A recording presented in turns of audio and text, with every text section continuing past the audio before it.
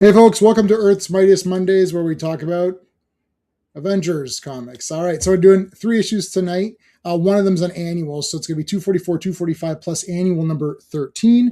Before we do that, let's talk about what's coming up on the channel here. So Tuesday Night Television is going to be Hatchet. The first Hatchet movie. There's actually four Hatchet movies. The fourth one's called Victor Crawley, but we're going to talk about part one tomorrow.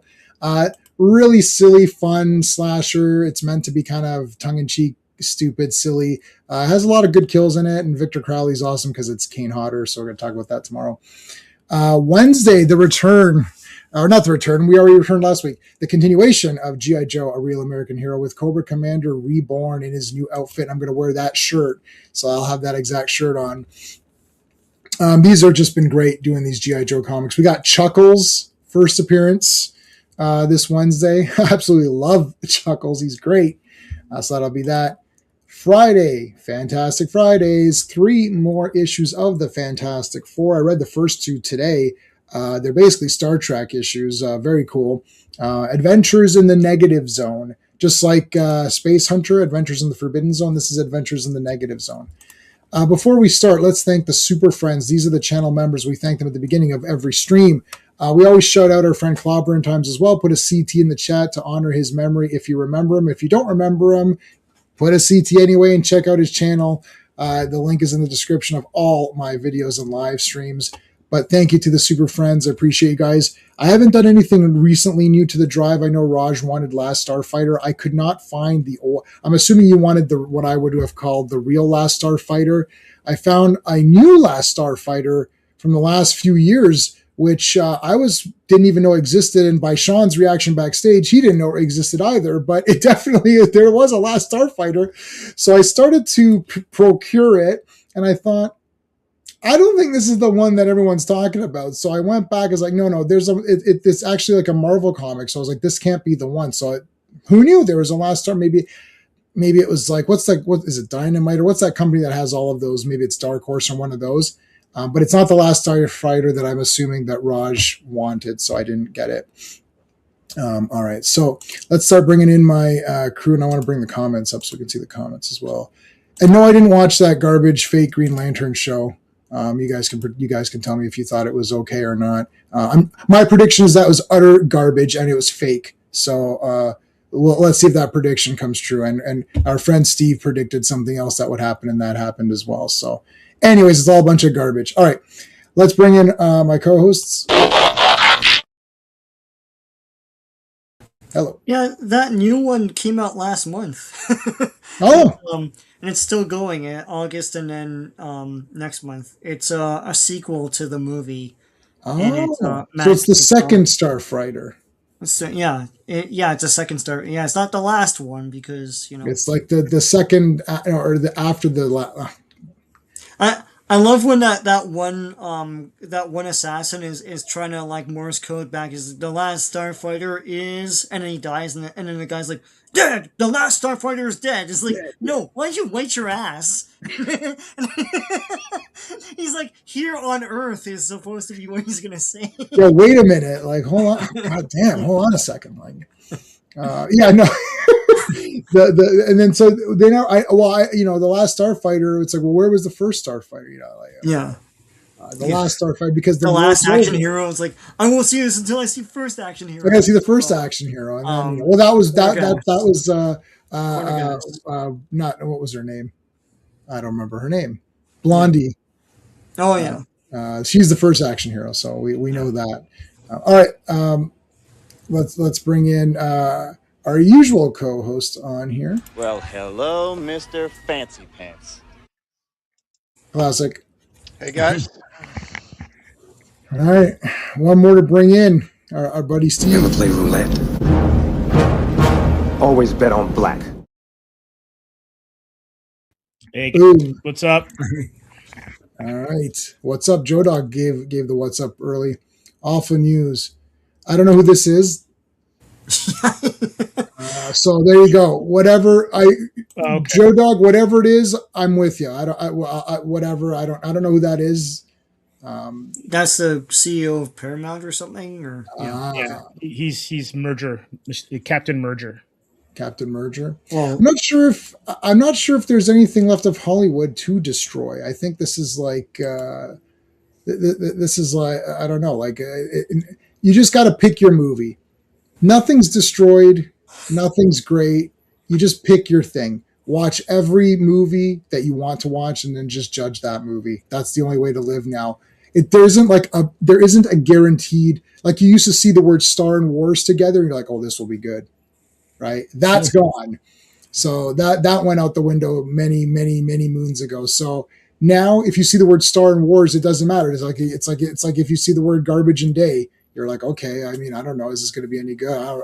You watch it and you're like, yeah, that sucked, and then you move on with your day, or you don't watch it because you know it's going to suck in advance, and then you're proven correct anyways. Time for Bollywood to take over. Bollywood, listen, all of Bollywood, because Bollywood is still trying to make movies for. They're like, I wonder what will entertain an audience. Stop right there. Did you just say entertain an audience? I'm sorry, we can't hire you. You have to go away. It's like, no, I just want to tell this really cool story where there's going to be this really cool hero. No. Stop right there. Right? And he smacks guys and they fly into the air and stuff like that. That happens all the time. I'm telling you, if you go watch any of those if you watch the Bollywood action movies on the opening weekend with a full Indian crowd, you're going to have a great time. They freak out on everything. They freak out at everything. It's the best. It's like when you're a kid watching Terminator 2 or something in the theater, right? Like we didn't know when Schwarzenegger said, "Come with me if you want to live." I was like, "Wait, is he a good guy in this?" What? That was like the legit. That was the last time there was a real soul reaction. They spoiled I don't think trailer, that. no? I didn't know. I did not know when I saw that in the theater. I was like, "Oh shit!" And then she's like, "Wait, who's the other guy?" You're like, "Oh fuck!" And in the theater, even as a kid, you knew you're like, they can't beat the T-1000. That was the first movie where, as a kid, you're like, I know they're gonna win, but it'll be fake. I can get because you can't beat that thing. I don't care. I can't remember who I saw it with. Maybe my grandfather, who probably knew nothing. He didn't know what the hell was happening. It's like, can they beat that thing? He's like, fuck, no way. He's like, they're dead. They're all gonna die. They're all dying in this movie. You can't win. The T-1000 is the greatest. That has to be one of the greatest on-screen villains. When he walked through the bars. Yeah. Look, and joking aside, though, when he walked through the bars, you're like, holy shit! Like.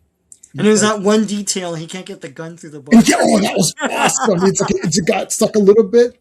When he's the checker floor, that's cool too. Shit, man. That was awesome. Yeah, they can't win. That entire movie was the first fake movie you ever saw. You're like, oh man, they can't beat. Or he falls in that pit, or whatever. He'll reassemble and come out. Was he flew so all of a sudden he's falling? No way. He's coming back. You can't beat the T-1000. Robert Patrick deserved an Oscar. He was when he was like, have you seen when he's like, it's a good looking boy. I was like, you piece of shit. It's like that was one villain you couldn't team up with because it's like all other like Darth Vader. Darth Vader is awesome. Every kid loves Darth Vader. He's not the villain. He's the hero. But T-1000 showed up. You're like, you know what? Fuck this guy. I was like, no, screw you, buddy. You're going down. And then I was like, but I don't think anyone can kill you. But I don't like T-1000. He's a piece of shit. Walking around like, oh, you've seen this boy. You're not a nice police officer. You're a piece of crap. Get out of here. That's a great movie, man. Terminator 2, the last good movie. FK, how's it going, dude? Ellison is privileged, spoiled brat. I don't know who it is. Sure, I agree with you. Rogues, he is. How he become a police? Okay, so yeah, we can. You guys can fight it out. J man, I'm just thinking back to watching T2 in the theaters. Yeah. Mm-hmm. When he walks through the bars, and when you first see those dinosaurs in Jurassic Park, I think those are the last two times I went, "Holy crap! What am I watching?" Yeah, no, for sure. Even Jurassic Park 1, which I thought was horrendously boring till this dinosaur showed up, but when they showed up, it's pretty kick ass. Like you're like, shit, that looks pretty awesome. They look good now, and they still look good. 95, yeah. That first movie is awesome. Like it's the second best one. The first best one's Rebirth, of course. Hey Vaughn, how's it going? More James Gunn garbage. Yes, of course. Yeah, it's garbage. Thanks.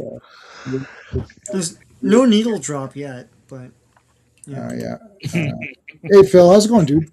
Doom's going to make $3 billion. It's going to make $2+ I can guarantee Well, that. it's 2 now, I think, right? Yeah, it'll definitely make it because there's just too many. You know, the last whatever the trailer we just saw. Oh my God, these people are so stupid. They don't even know how to release the trailers in order.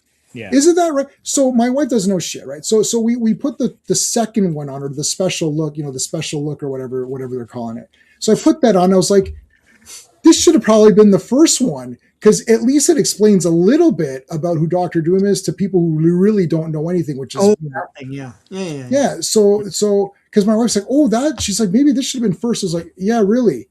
Like when we're sitting there, you got two bums on their couch going, yeah, this should have been the first trailer. Like, what is happening? I don't understand these people because at least that way you understand. Oh, okay, I see who that is, and oh shit, he stopped Thor. He must be pretty tough. But guess what's ruined? The Sentinels. So Doctor Doom's controlling Sentinels. Oh, I can't wait for them to be so scary in that X-Men movie. You know what's going to happen? It's going to be Brand New Day again, where essentially all the cool stuff you're going to see in the trailers before. Yeah. Cyclops is in it for 5 seconds, and all those guys it's all 5 second stuff.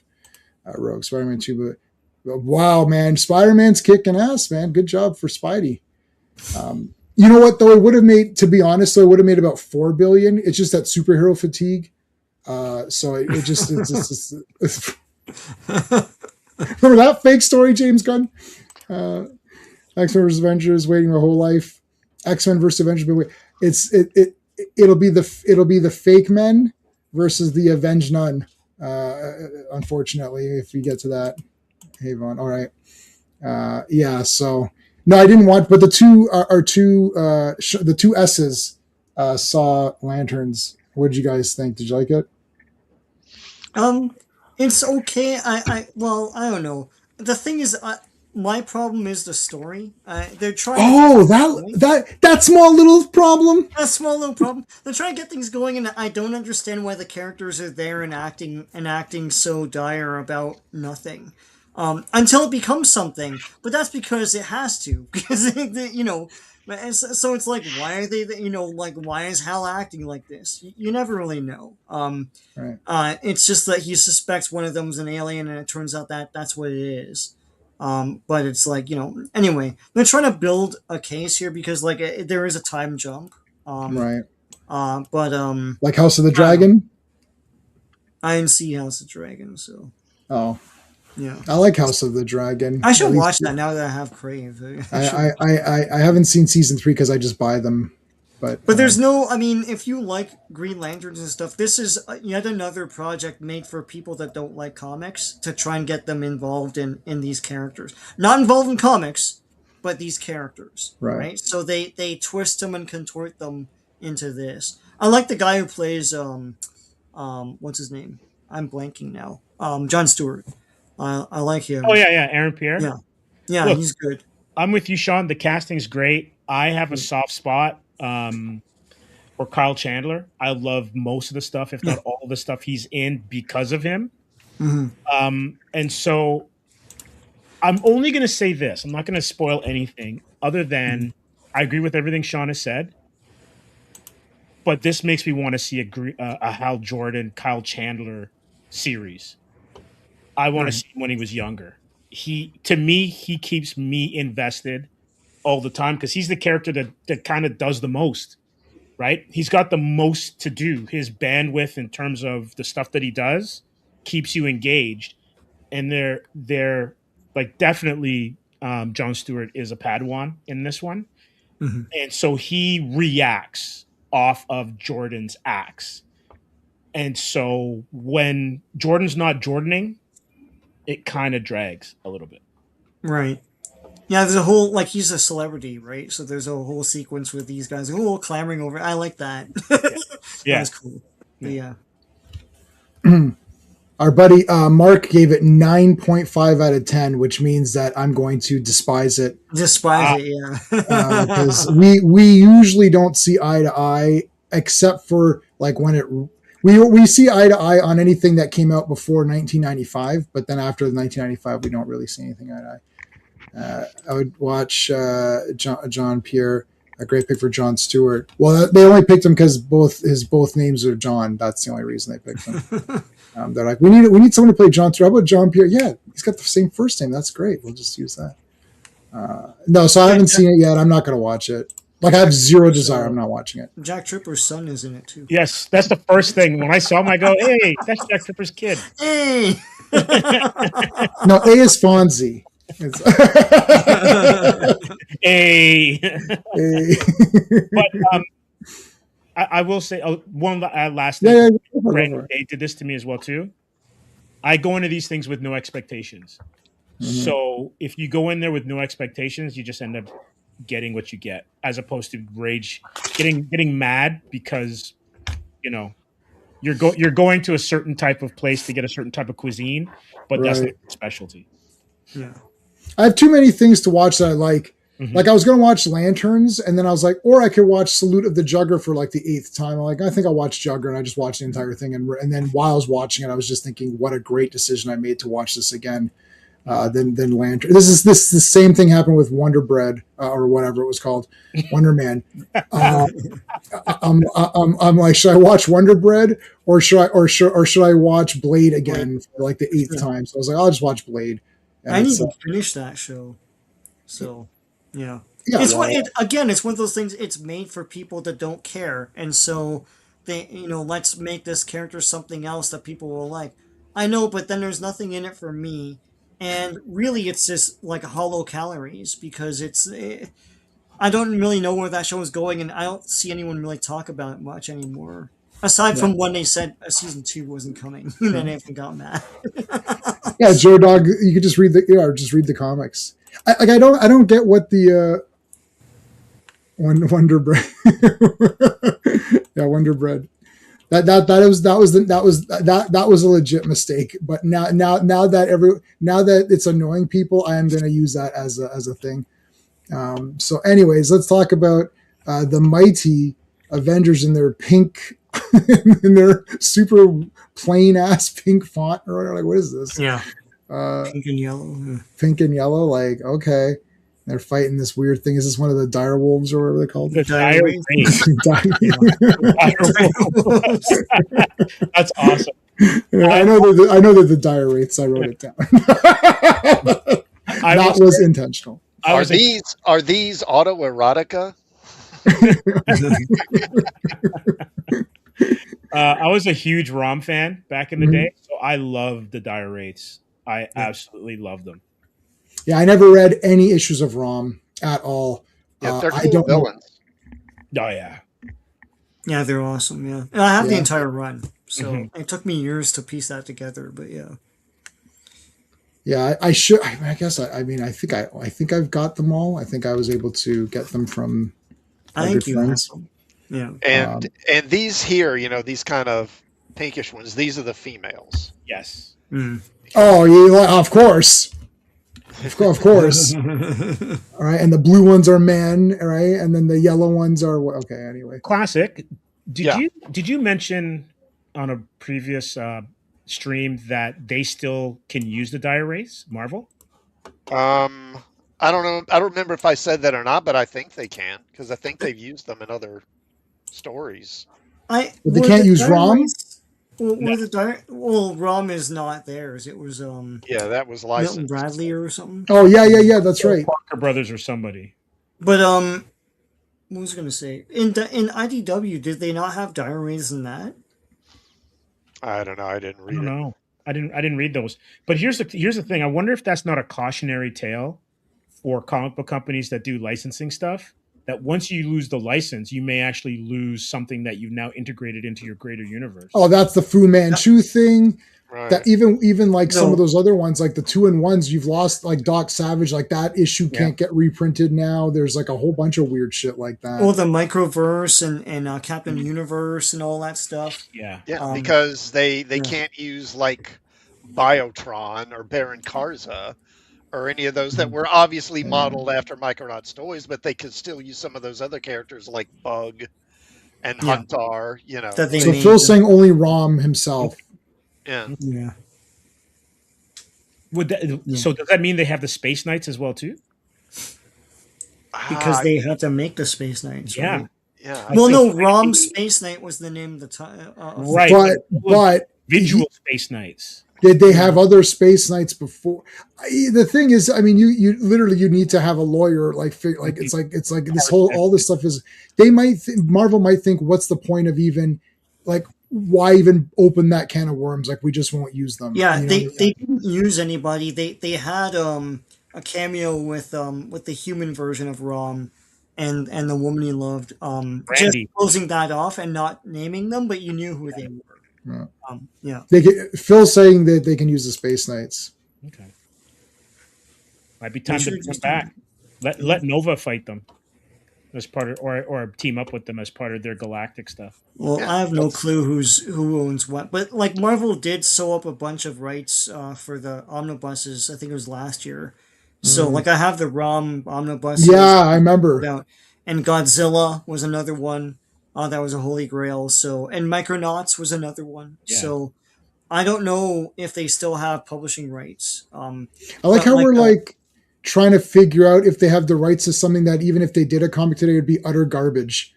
Yeah. It's like, I wonder if they have the rights so they could ruin ROM. That would be something cool to ruin Yeah. that they haven't ruined. Like, okay, so they have, let's pretend, here, I'll give them the rights. The next ROM comic's going to be awesome. It'll be shit anyway. So what's the difference? if they No, have the rights? Marvel must have made some sort of deal with Hasbro, but the thing is that like they didn't make a deal to make new ones because we don't have new ROM stuff. Right.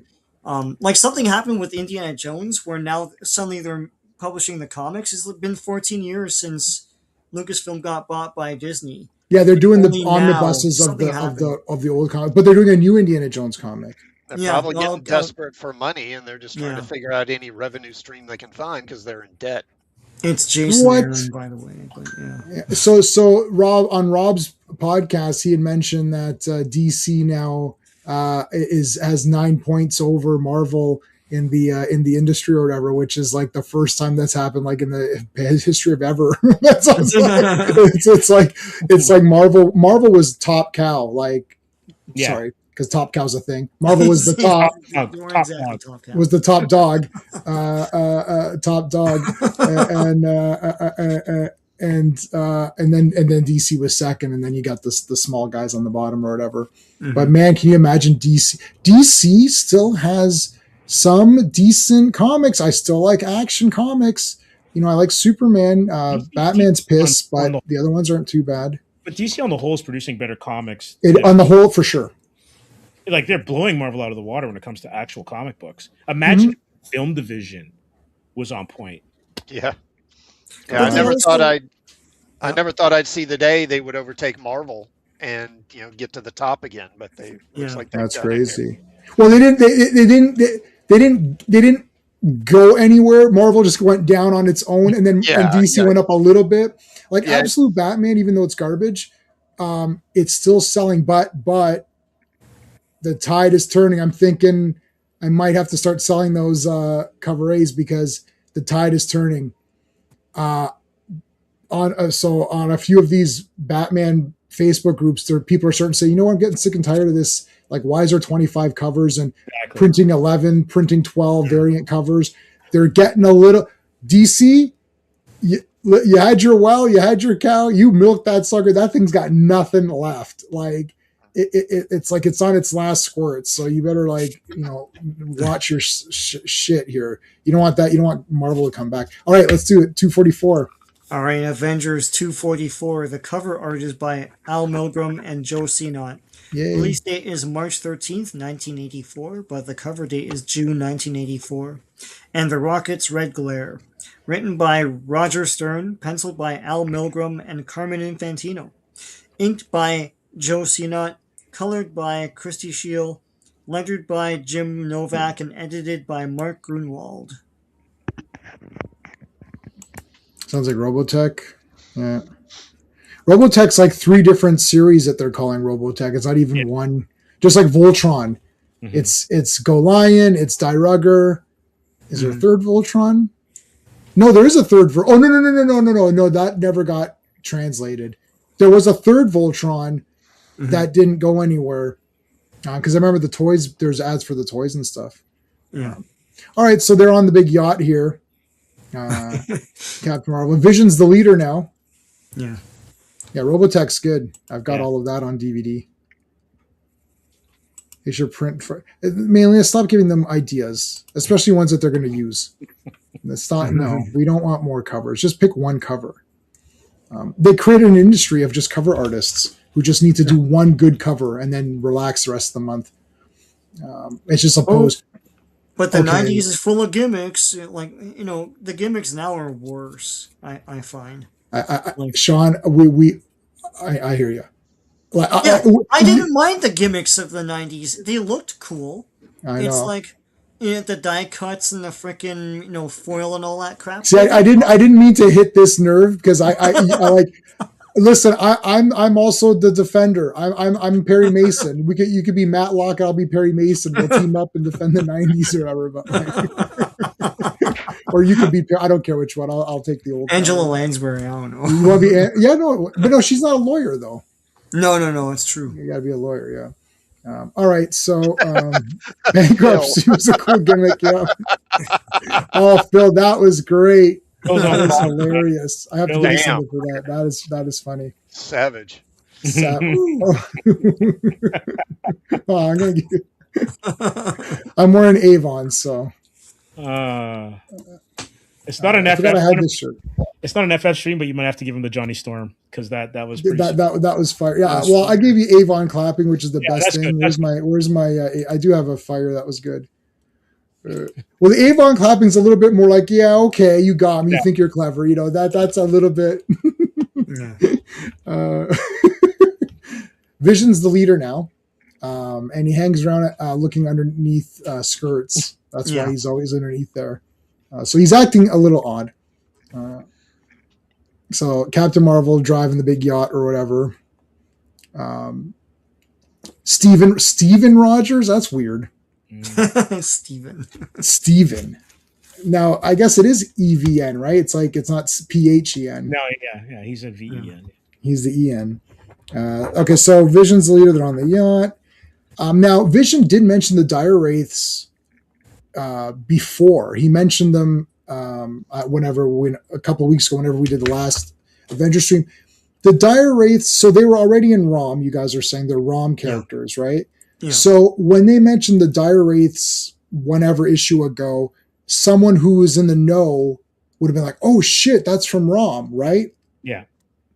The kids would know that, but these guys don't know. And essentially... That's pretty cool.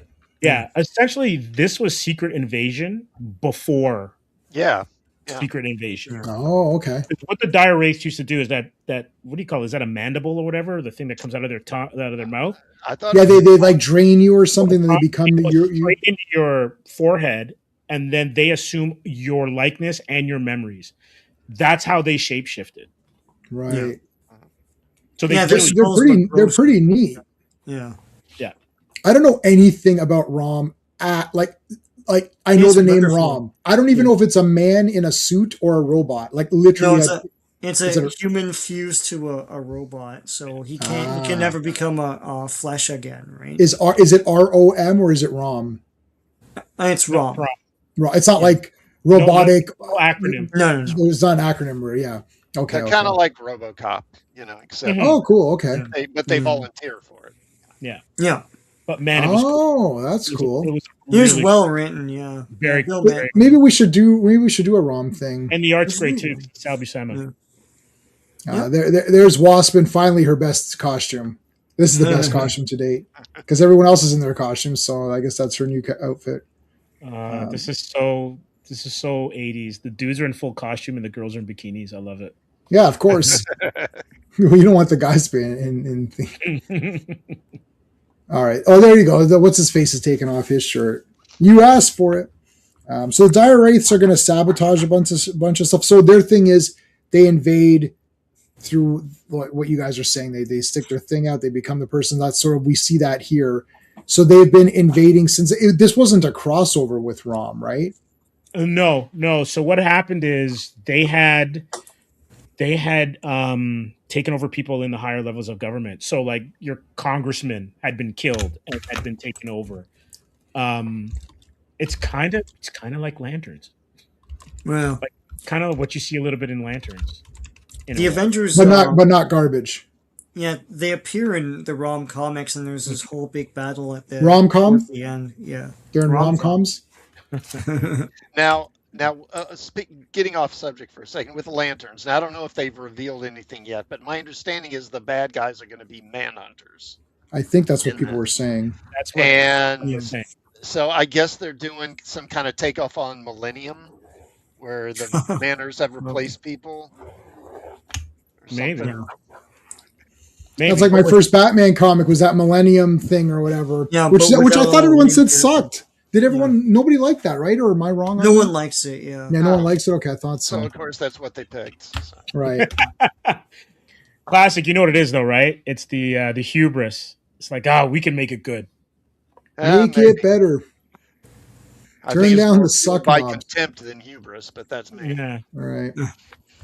Okay, so Vision's Vision's the only one that knows about all the stuff about the dire wraiths. We don't know why he knows. I guess it's the Isaac computer or something. Like he has some sort of knowledge of it that we haven't seen how he knows, unless I'm forgetting.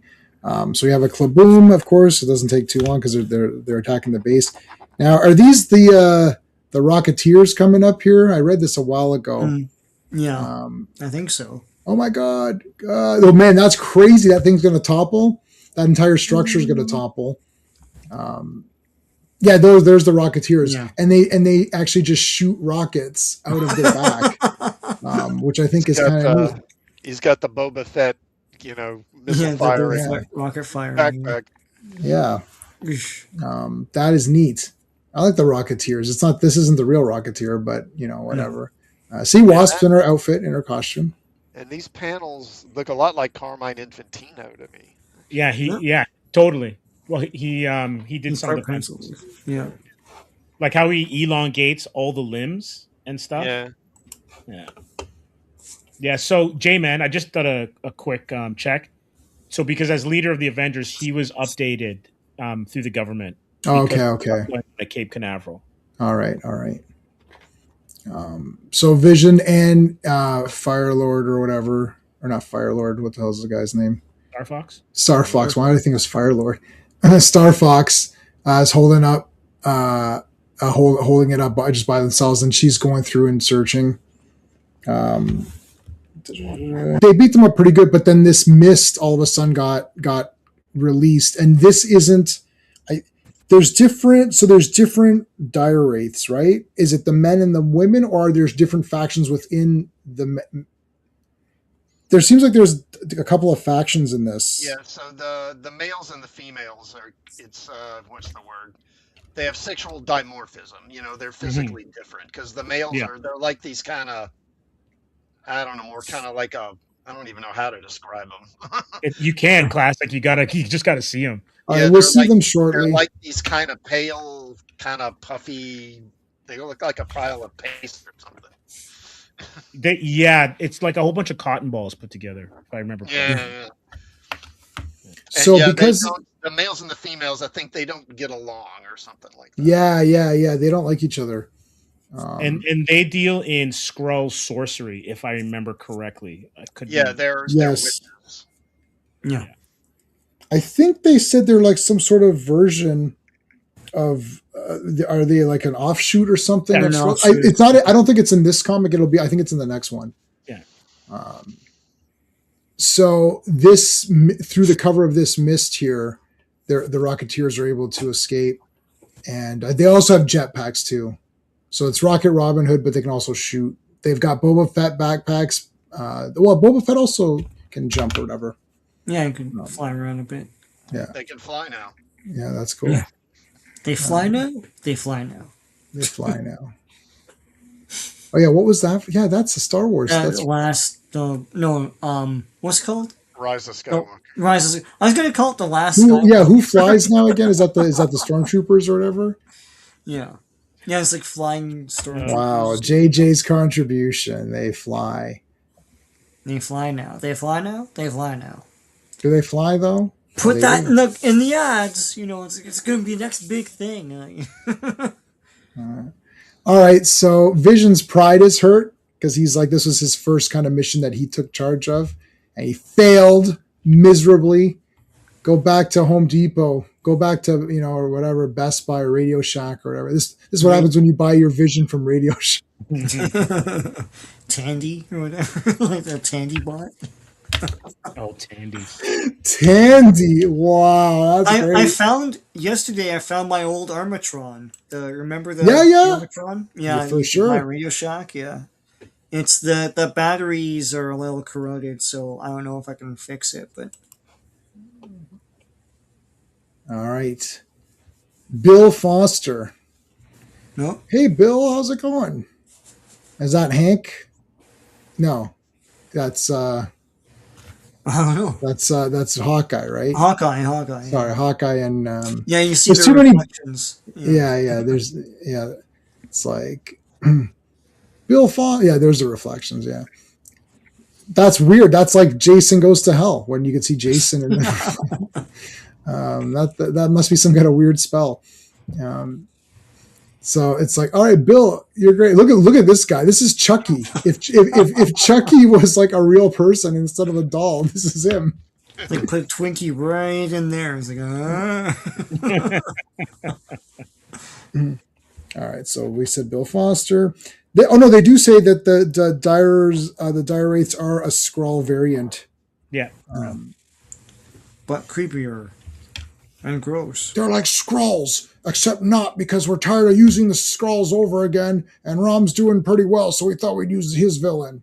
It's like, listen, don't tell anybody Tandy was a big...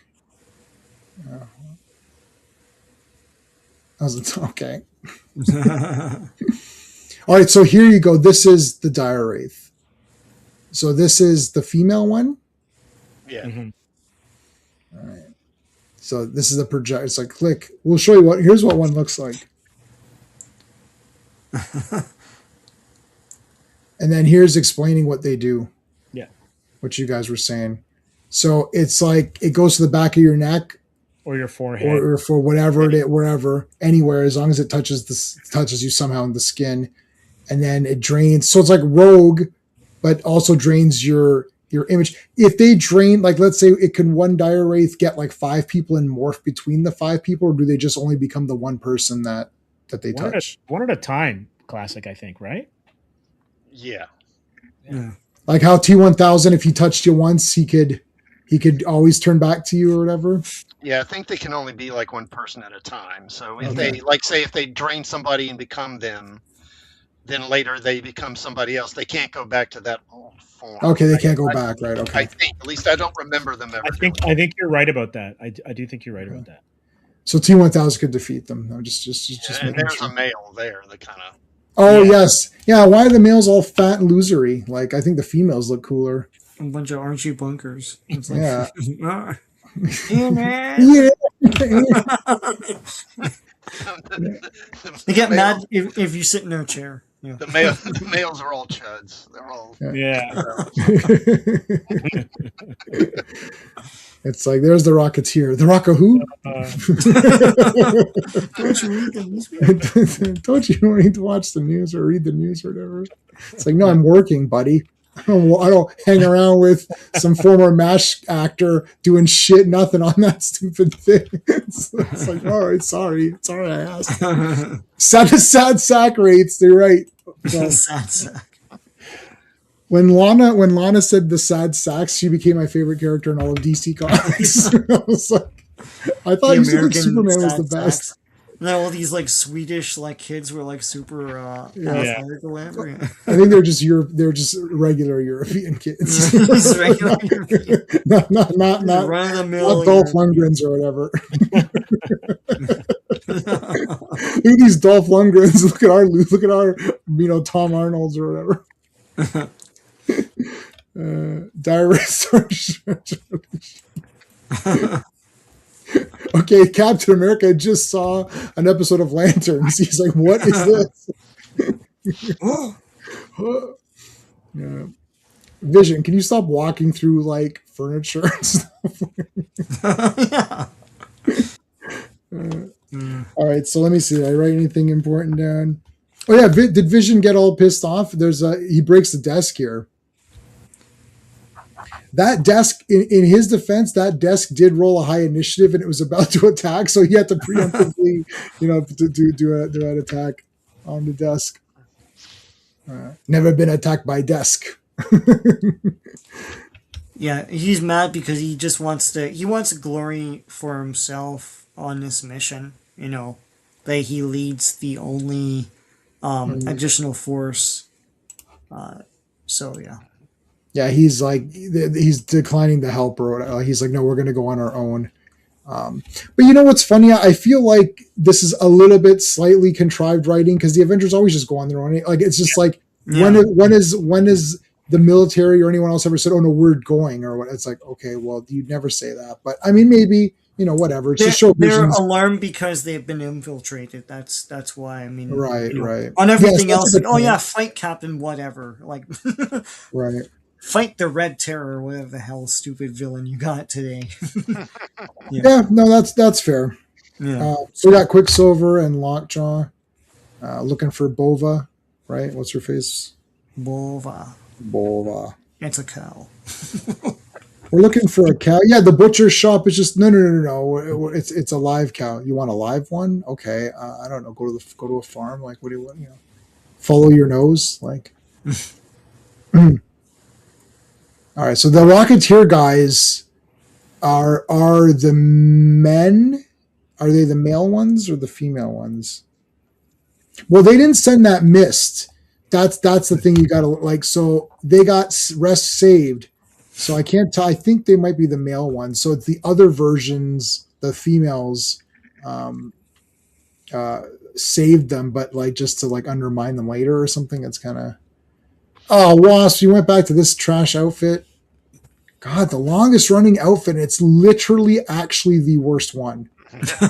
Yeah. Not even joking. Like not my normal joking. Like it's actually the worst costume that she's ever had, and that's the stay the longest. Yeah. He wants to be in Backrooms too. Oh, Vision would easily defeat Backrooms. He would just keep walking to defeat that in 1 second. I liked Backrooms, but if Baron Mordo would have used magic, it would have been a 10 out of 10. He didn't use any of his magic, so I thought that was a bit weak. But other than that, it was pretty good. You like Backrooms, but will you like Backrooms 9? It's like it's gonna happen. See, no, but you know what? I think I might because just Backrooms 4K brick or whatever. Yeah, I like when they're walking around doing nothing in these weird rooms that I just felt I kind of got like mesmerized and just lost myself. It's like what happened with Skinamarink. Like I just got taken for the ride. I'm like, you're the only one that likes Skinamarink. I know. It's amazing. I know. Well, hopefully the filmmaker himself likes it. Yeah, I found it a really interesting movie. But I do remember distinctly thinking, this is going to get old quick, I don't know. By the time you get to Backrooms 3, is it still going to be good to just watch people wander around in hallways? Yes, it will be. This is the funny thing. I think I said that when you guys were talking about it on one of your streams, where I said, they need to introduce like more monsters or something. Yeah. I like random. You know what they ought to do is they ought to make a tabletop role playing game of Backrooms. Yes, I'm going to do it. It's basically D&D. You're basically wandering around in tunnels or hallways and encountering monsters. So. I like when he saw that cardboard cutout. I was like, man, as soon as he walked on, there's like a random cardboard cutout. I was like, this is awesome. I don't know. I really liked it. I thought it was very cool, man. It's just like nothing's going on. They're just walking around. I wanted more walking around, like just of nothingness, like just weird shit. Like why is there like that Skinamarink phone, which we saw. We saw it. Someone was selling that Fisher Price phone at a horror convention. I was like, "Hey, you're selling this because it was in Skinamarink," and the girl's like, "Yeah." I was like, "I caught you. I got you. You thought you were being clever, but you didn't. It didn't escape me." So, have you watched any of that guy? What's his name? Carson. Whatever. Parsons. Kim Parsons. Any of his shorts? I only watched the one short with like the stick monster thing. I thought that was pretty cool. Okay, well, if you like watching people wander in halls, that's a good thing. Yeah. That's what a lot of them are. Yeah, I think I might like it. I don't know. You can't go by my opinion on weird things like this. Like I'm literally the only person that likes Skinamarink. So even the director's like, well. yeah, it was okay. I could have done better. No, he didn't say that. He thinks it's a masterpiece. It kind of is. And I watch it by myself in the dark with the headset. And when that stupid doll fell, I was destroyed. I almost hit my knee on my desk. I was like, oh shit, God, because nothing happens for 1 hour, and then finally something happened. Yeah. That was the longest wait for a jump scare in my life. And I was like, what's gonna happen? I was like, nothing. I was like, but something has. I was waiting for something to happen, and then when it happened, I was like, shit, you got me good. And when the parents were like, hey kid, look under the bed, I was like, oh fuck. I was like, Doc, there can't be anything good under there. Do not look under there. I should have done a first time watch for that. That would have been my only time where I was genuinely like just into the thing. So Vision is able to see the dire wraiths because he's able to point a guy out immediately and be like, shit, that's one of the guys. There he is right there. This is like when they had to find their mom in Iraq or something in South Park. So she's right there. Yeah, Rom's thing is that he uses this gun to like scan. And the thing is, the dire wraiths look like humans, right? And then when he senses that one of them is a dire wraith, he vaporizes them. So he's teleporting them to another dimension. But it looks like he's frying them into like bubbly paste. Yes, and then everyone gets freaked the fuck out. It's like the Hoffman lenses and They Live, right? Yeah, exactly. Like he can tell, right? Yeah. Backrooms. No, I don't know. We're not gonna get into that. No, don't go. Oh, that's the guy that beat up that. Yeah, okay. Don't go there. Don't go there. Well, yeah, there's more to it. But is there more? No, don't. There's less to it. Forget. There's less to it. Yeah, Vision is here to chew bubblegum and kick ass. And I'm all out. I could just see Sean in the interrogation room. There's more. There's less to it. I know everything. I know nothing. I'll look it up after and see. I would drive them crazy. I would turn the tables.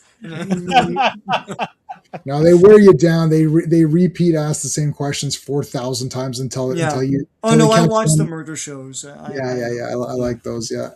Yeah, when they show the full interrogation, there's like I would just confess immediately. Look, it's me. Can we just move it on? I don't have time. Like, I'd rather I just whatever you think it is. Sure, it's me. Let's just move on. It's kind of interesting that Vision has basically the same technology that Rom does in his Vision. Well, he's Vision, but got to use those peepers. Yeah, so you've got this I guess Earth construct that has the same technology or capabilities as an alien. Do you think Isaac could have given him that in the upgrades? Remember where he was upgrading him or something? Classic. Maybe, but I don't think it's the same. I think he's got you can probably see an infrared, or something like that. And so I mean, they know that they're looking for wraiths, right? So if he just saw these things, he'd probably be, what are those? He doesn't know what would know what wraiths are. So I don't know if it's the same, but it is good enough that it can see through their disguise, obviously. Yeah. And they're actually becoming the person because they're doing stuff as the person. It's not like we're seeing them. Like, I don't know if you guys, there's the Slitheen in Doctor Who, the Ninth Doctor fought these they're like green pudgy weird looking guys, and like they actually wore physical skin, and then when they wore the skin they magically got smaller and fit in the skin. It's almost like Hellraiser, and then they would just be those people, right? Classic. Were the Slovenes the one they look like big infants? Yeah, they look like like pudgy infants or whatever. Those guys. Yeah, and you could wear skin, but then when they wear the skin, they become the actor. So it was fake because if you're wearing their skin, it'd be stretched around them, but they just morph into the thing. Yeah, like Geordie and Data Vision, Geordie Vision, Data Vision. Discussion, that's kind of like that. Like Leatherface, Leisure Hive, Oh, you know what I just watched was Frontios. I've been watching all the Fifth Doctor ones. Oh, wait, the Awakening. Awakening is awesome, and Frontios was like super awesome. That's those stupid whatever the hell they're called, tractors or something. I don't know what they're called, but those guys were freaking awesome. They're these fat bugs. They're so gross. I'd smash their heads in immediately. It's just like they're a great villain. All right, so here comes. So they're going to get the guy, but he looks normal. But Vision is like, that's the man. He's the bad guy. Here comes Sandman running in the background there. Oh no, it's not Sandman. It's this pumped up guy. Now this is the guy who is the head of the. So we thought this guy was a good guy, right? So they had infiltrated this rocket base or whatever. So this guy's going to steal the rocket. So we thought he was a good guy earlier, and then it's a big surprise that, oh no, he's really a bad guy. And there's the oatmeal version, the oatmeal diorites or whatever. It's weird though, because they're normally white. In the ROM comics, they're white. Yeah, they're this kind of pale yellowish white color. Now they just look like Ben Grimm. Early Ben Grimm. Yeah. Then they blow. Then he escapes in the rocket, and Captain America headbutts this guy. Looked like he was going to headbutt him. What are you? I'm a dire wraith. Sorry, what are you? I'm Captain America. Yeah. All right. Captain Marvel goes after the dire wraiths. I like this cover of just like super like shooting the audience here. It's very cool. Speaking of the neutralizer. Yep, that's it. That's is that it right there? That's the neutralizer. I did not know. Yeah. I did not know.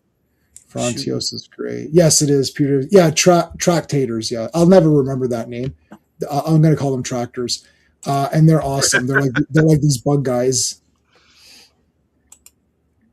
They look like animated feces. Well, I guess, yeah. Well, it's like that's a very light brown. I guess, yeah. It's like you can look at the poo color chart and see what they, if they're normal or like, you know. Avengers 245. Captain Marvel is not alive.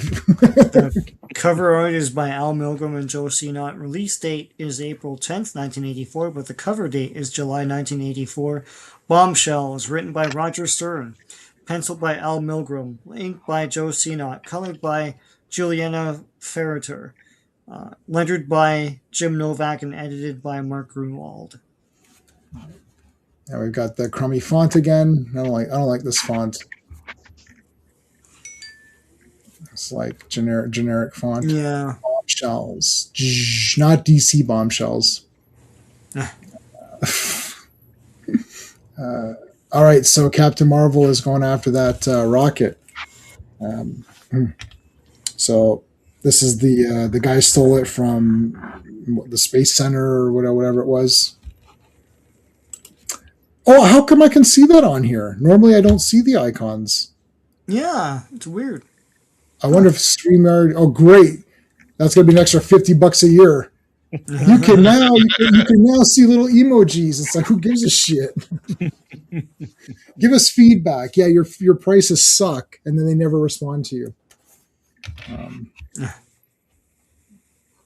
All right, so she's going after the rocket ship. There's the they look a lot. This front guy looks a lot better. This guy looks like he's been working out. Yeah, that's more. Yeah, that's closer to what they normally look like. Oh, okay. There goes Monica Rambeau. Captain Marvel. So I think was Wasp in there? Jan was caught on the rocket, right? She's in there. Yeah, she's inside or whatever, I think. Yeah. She got caught up inside. Like that fly that gets in your car in the summer and can't get out. Oh, driving. Man. Even when you open the damn window for it? Even. I had a spider on my thing while I was on the highway. I was like, great. How am I going to take care of this guy? But I was able to take care of him. At least you don't have a fear of them. At least you don't have arachnophobia. No. I deep down somehow I think I might get spider powers, even though it's highly unlikely. So I'm only scared of the animals that won't give me powers. Right. So after watching the Ant-Man movie, I was like, man, ants are awesome. And then I actually felt like I didn't kill. I don't kill ants. And we'd walk outside, we'd see ants. We'd be like, oh, let's look at what they're up to and everything. I don't know.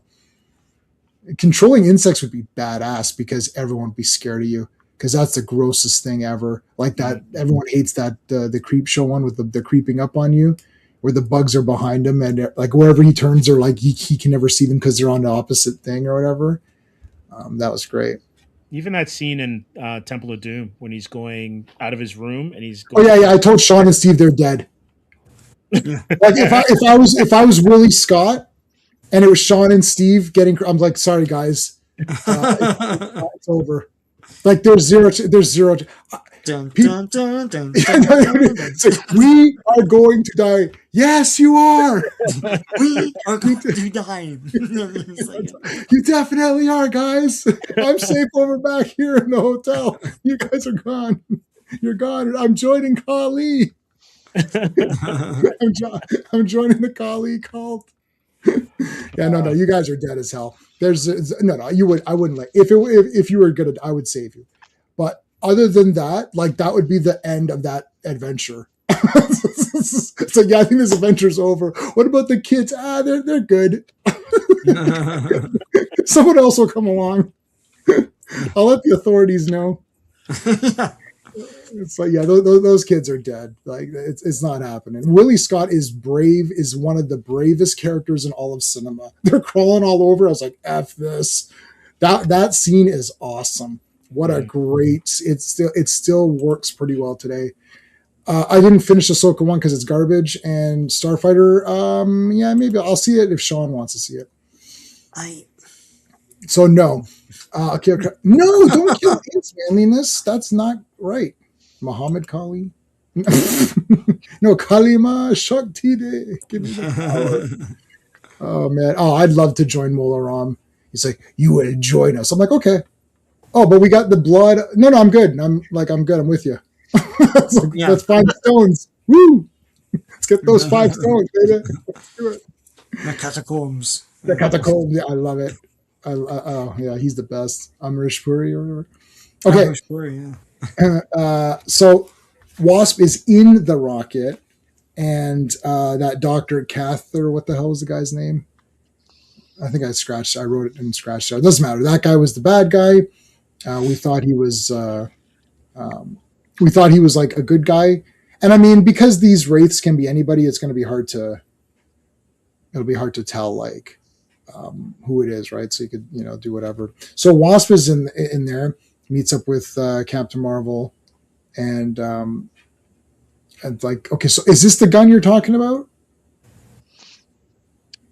No.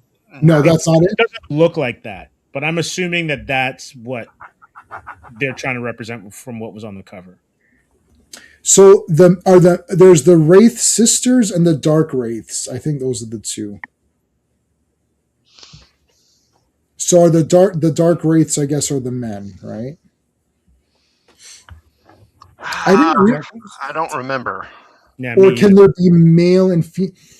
I feel like I kind of, okay, so I was writing my notes, but I think my notes might be wrong because I confused, for some reason I missed the gender element to it. I think the two factions are the Wraith sisters, which obviously would make sense that it's the women, and then the Dark Wraiths are the men. But I thought that they were just two different factions, but I didn't realize that it may as well just be two different genders. So maybe I got that wrong. If Phil knows, he can let us know, or who else we got here. I don't know who else we have in the comments, but okay. So these are the men again. So he's one of the men, one of the male ones. Wasp nailed him pretty good here. So is that the gun then, or no? That's still the other gun. That's not the disintegrator gun. No. That's So not only Rom has that, right? These guys are just using normal weapons. Yeah. They Yeah. look much better here. Space Knights have them. So I just checked it up. The males look like this on purpose. They actually look just like the females. And so they are repulsed by what the females look like, and so take that form. Wow. There's so much to unpack there. Wow, that's crazy. Maybe there's no Scarlett Johansson versions of the Dire Wraiths. So But you they say all- there's no Kimmel gif of a dire wraith? No, there's none of that stuff. They probably I don't want to name anybody, but they all look like someone. Pick your person you think they look like, and yeah, just like the WNBA. I don't know what that is. Oh no, is that the women's basketball? Women's basketball. Boom. Jay, man, your knowledge of sports has gone up exponentially. Hell yeah. Oh, you. Oh shit! I got that. Nice. Yes. You're No. I almost saw that like- woman. Almost. I saw that woman like clothesline that other woman or something, and then like she took her head off. I was like, holy shit! I was like, is basketball that violent? Like it was like that. It looked like I'm gonna watch this Undertaker now. clothesline. I was like, shit. And then, anyway, so I saw that. Yes, WNBA, Women's National Basketball Association. Yeah. Yes, I think that. Yeah. You don't Is even know, NBA Sean. is Wow, NBA Sean, you don't know. You're sitting here making fun of me. I know what Good. NBA is. God You damn. didn't know shit. You didn't know what it was. You looked confused. Guys, I rewind couldn't this. name I was anybody, but I know what the confused. NBA is. Classic. know what that Amazing. You didn't know what it was. All right. Excuse me. I'm looking for this cow. Oh! It's like, let me in, you old man. Is she dying? Poor cow lady's dying, Bova. I'm dying. The before I writers die- watched Return of the Jedi, and now I'm Yoda. And I'm dying now. There is another. Who is it? Oh, it's Magneto. Oh shit! Shit, I didn't catch that. You know, Yoda's like, there is another Skywalker. You could have just said the name in that sentence, Yoda. Help us out here. There is another Skywalker, which could be just as good as you, maybe a little bit better depending on the situation, but probably as good. Just spit out the name, Yoda.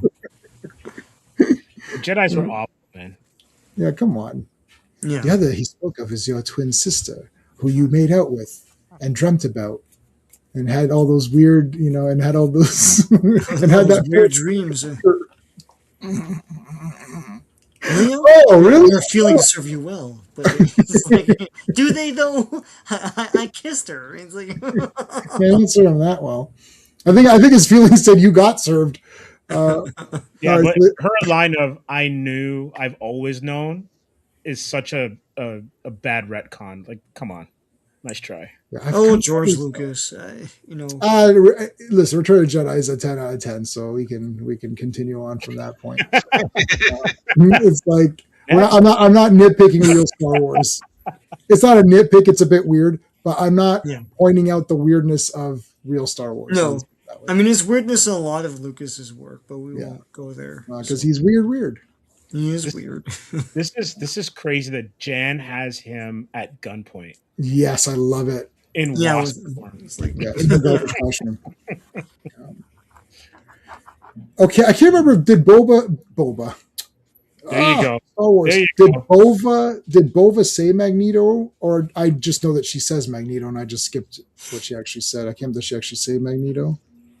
Oh yeah, she does say Magneto. My father will pay for this. He is called Magneto. Which one? Ian McKellen or the McAfee or whatever? The one who's the virus. Oh, McAfee. Yeah. No. You're talking of Fassbender. Sorry, Fassbender, whatever the guy. Who cares? Yeah, Is it yeah, Fassbender or is he Ian McKellen? It's the guy who's the wizard. Okay, yeah, Ian McKellen. Okay, shit, it's him. Sorry, McAfee, the virus guy is. Yeah, Magneto got like retcon to shit in the 80s. Like, Jesus, like. Yeah. And that's what people know now, all that stuff, like the Holocaust and and all that. She's using her toes to shoot. Yeah, I mean, she's hugging the Yes. the gun or whatever. Oh, look at that. Which is interesting because they have an archer on the team. Yeah. McAvoy. Yeah, is that not the virus protection thing? Or is that, no, that's McAfee. He- McAfee. Jalen, He should do. He should do. He is running it on fire today. Okay, McAvoy should do a commercial for McAfee. I'm McAvoy for McAfee. That'd be great.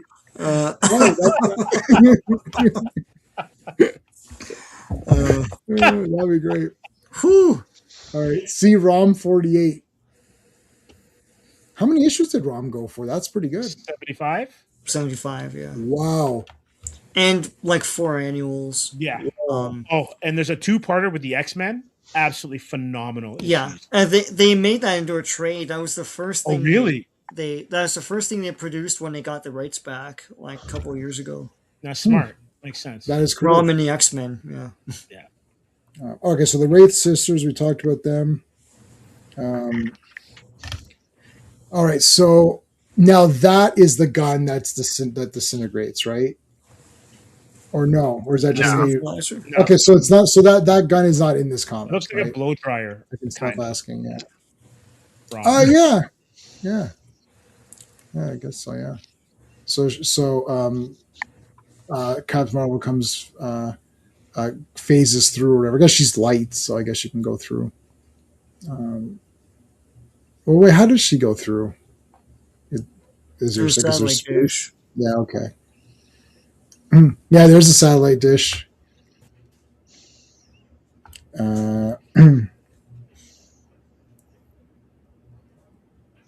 What Captain America? Yeah, I have to intercept the craft.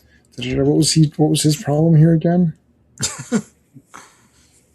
Attacks Cap wants to Cap. go, but Yeah, so the general guy is gonna go is the bad guy. Yeah, okay. So they take off, and Captain America stays behind. I think Captain America wanted to go along, he did. and he's like, "We should all go together." And Vision's like, "No, stay behind." So, I mean, Vision's the leader, and Cap is following what he says, so that's kind of cool. But he is constantly second guessing him, Yes. which he does when anyone else is leading the team. It's like, Yeah. I don't know about this. Yeah. Listen, Captain America's the man. Captain. Even when he's not the leader, he's the leader.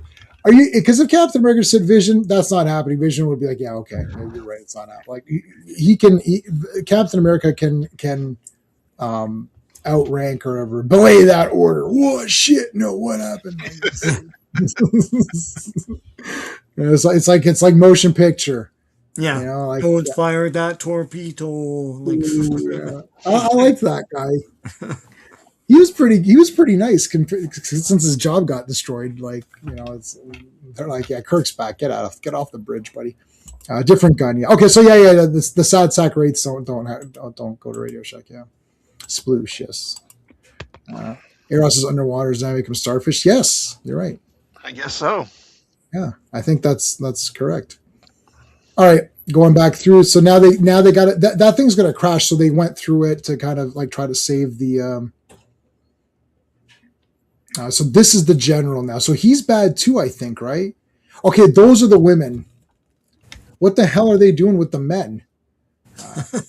Human, you have nothing to fear from our Wraith brothers. As you can see, they are all expired. Like, what are they doing to them? They're like filling them full of poo or something. Liposuction, I guess. I don't know. Hey, how come you know what? That's really unfair. The Dyer sisters can turn into men. That's sneaky. Shapeshifters. That's very sneaky.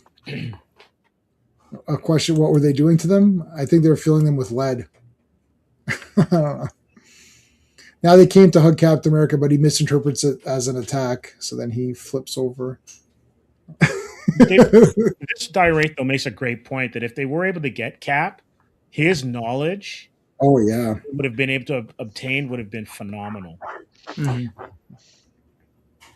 they just have to. The thing is, he's too fast, right? Like they can't seem to get him. Like as soon as they try, like he flips here, and then the Dire Wraith accidentally gets the other Sister Wraith. Sister on sister violence. Yep. No Sister Wraith has ever harmed another Sister Wraith. Meanwhile, Wasp is like sitting on the gun here. It's so ridiculous. Yeah, it's kind of dumb. This is so ridiculous, man. Oh man. She can grow and just hold the thing normally, no? Yeah, but I mean, it's like with the atom. I mean, they just keep them small all the time, even when it's like impractical for Yeah. them to be. So Would she Yeah. be safer at this size? Because, well, I guess the males, I guess, could attack the same way. I don't think they could tongue her if she's like that small, right?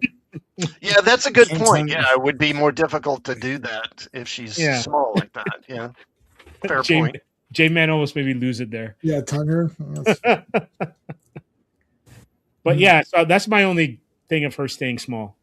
Yeah, no, it makes sense. They can't attack her because then they're at a -2 CS. That's true. But if you look at how she's positioned on that gun, she can't see shit. Yeah, Yeah, I mean, she can't even really reach the trigger. I mean, No. She have to click her heels together. Just she's like, "Where's the trigger?" exactly. well, she wouldn't really pull. She wouldn't really shoot him, would she? I don't know. She's an alien, so they're kind of fair game. Yeah, Yeah. I'm with Classic on that one. Yeah, aliens don't have rights or whatever. No recoil. Yeah, Good point. but she has the strength. She has more strength when she's small because she's compressed but retains the strength, so that increases it, right? Or she has her same strength, so she still has her same strength. Strength, but she doesn't have. Oh, what's the word I'm looking for? Mass. Not just mass, but also like the she's not friction. stabilized. She's not friction. Yeah, she's not like, yeah. She needs to have something like if she was standing, she could absorb it or whatever. What should be bracing herself against? Yeah. Yeah, she'd shoot it and just like fly fully back or whatever. But she'd probably fly back a little bit and then just, you know, like fix herself up. She only needs to fire once. And she's close enough at the recoil. If she misses from there, then Yeah, so it won't matter. All right, so they attach the ship. We've seen this in many sci-fi thing. Didn't work for Seagal. What happened? Which one was that? Oh, that's Executive Decision. Yeah. Oh man, I love all the Steven Seagal videos, and like, there's a new one every day, like saying, "Oh, he's a bastard" and stuff. It's great. All right, so Vision. Now look at how cool the Wraith looks here, man. This looks awesome. So it's become some sort of alien monster. Yeah. It's like gonna attack Star Fox. Vision looked like he was doing the Matador thing or whatever. Versus like, it just, I don't know. It just looks weird. Like it's like he moved his cape and that it got away. Vision did an Olay. That is so. He didn't do anything to hold him back. Star Fox has got this. I don't know why this guy needs to play Sudoku right now. Like I when guess he just phased and let the Wraith go through him. Yeah, maybe. that actually would have caught. That actually would have been great because that catches him off balance. Because you don't Yeah. like, you're gonna be like, you're looking to try to be strong and you're like, whoa, because it's like you put too much force behind it. That's pretty cool. And now he's gonna choke slam him. Oh, there goes he getting sucked out. Okay, so the air pressure I wrote. Wasp stands no chance in the depressurized. No Oh yeah, chance. she's gone instantaneously. What is she? She catches her in a helmet in one of the things. Yeah. Yeah. I like that. Why not? That's cool. Although I must commend the artist for making sure that Captain Marvel's hair is moving with the Yeah. with Yes. Yeah. He doesn't have like the super hairspray. Yeah, Like Cleopatra Jones, mid 80s. like not like all that Cleopatra hair- Jones's. Tamara Dobson's hair does not move. It's like if she's fighting guys, it's like super perfect. Yeah. For sure. Thanks. It's like, okay. Sorry, your hair got messed up. That's okay. All right, so now Cap is hiding from the women. He's waiting for it, and then drop kick. He's got a watch underneath. I always like when there's like shit under the gloves, which is like clearly not visible when the glove is super tight. Soul glow, yeah, soul glow. Coming to America, love it. Oh, I haven't seen that in like 100 years. Your soul glow. Oh, I didn't mind this. There was a second one, wasn't there? It wasn't too bad. Yeah, they did it. It was just a few years ago, wasn't it? Yeah, I don't think that was too bad. I think I watched the second one. That was all right. It's kind of like repeat a bit, but like same beats, the same beats. I mean, you can't come to America twice. It's like you like, I mean, whatever. All right, yeah. So Cap is beating up the women, of course. But he believes in equality. So, hey, Phantom Outsider. No ROM, yeah. It did say see ROM issue, whatever it was, 48 or something or whatever. So, like, it did mention ROM in the thing. But I didn't know they were ROM specific villains. Like, I just thought they're just bad guys. So, I mean, what the heck, man? They got nailed here. Like this woman got nailed from behind, and is that like Wanda? they become. Is that Wanda or is that Cap? Wanda. No, I think Wanda. Are you all right? So she hexed the door. And then here they tried to tongue the shield, or so and then he blocked it with the shield, and then she shot her hex powers.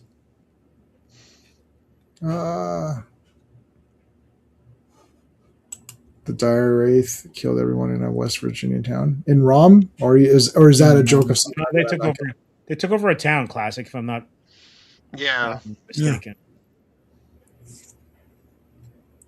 Oh, there was Sean, what was the name of that hero? Was it Torpedo? Torpedo. Yes. He got it bad. Yeah. What? Who's he from? What's he from? He's a Marvel character, but he Yeah.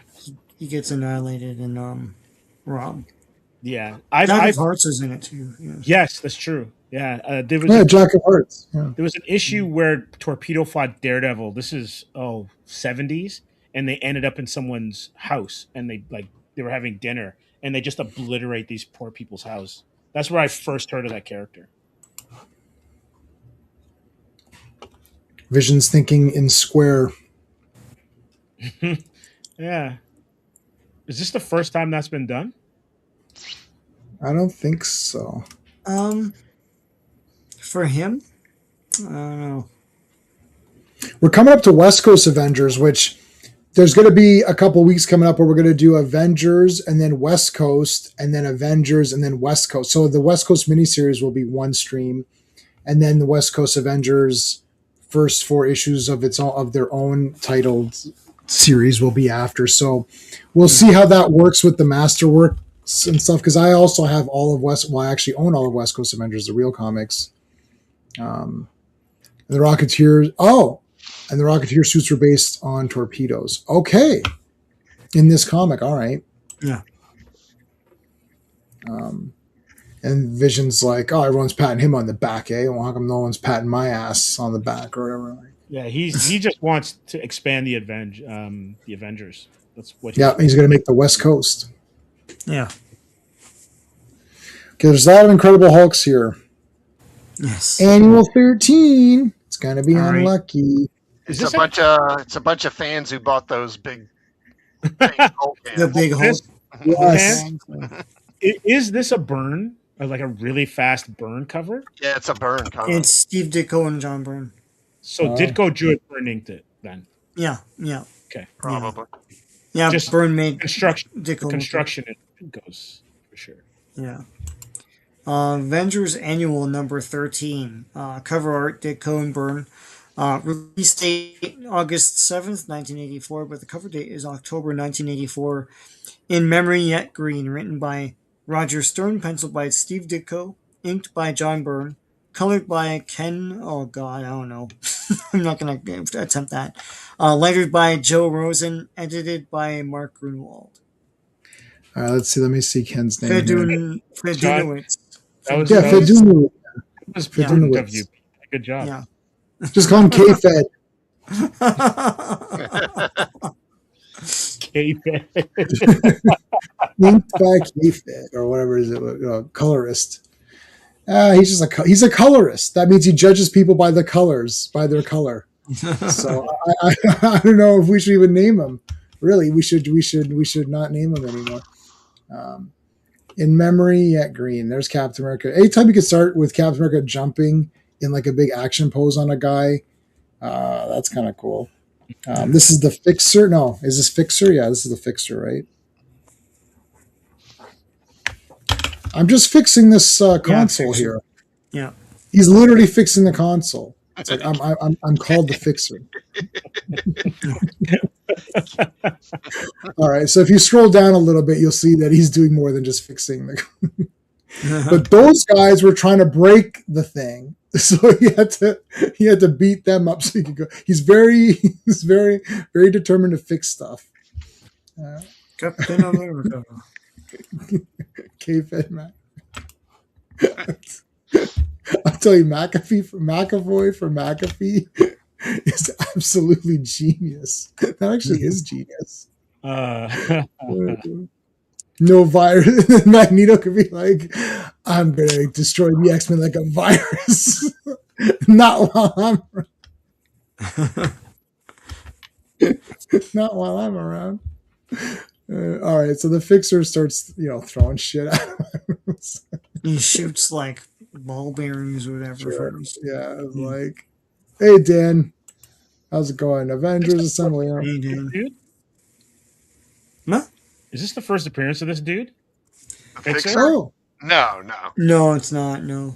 no, he's fixed things before. Dang, first I've heard of him.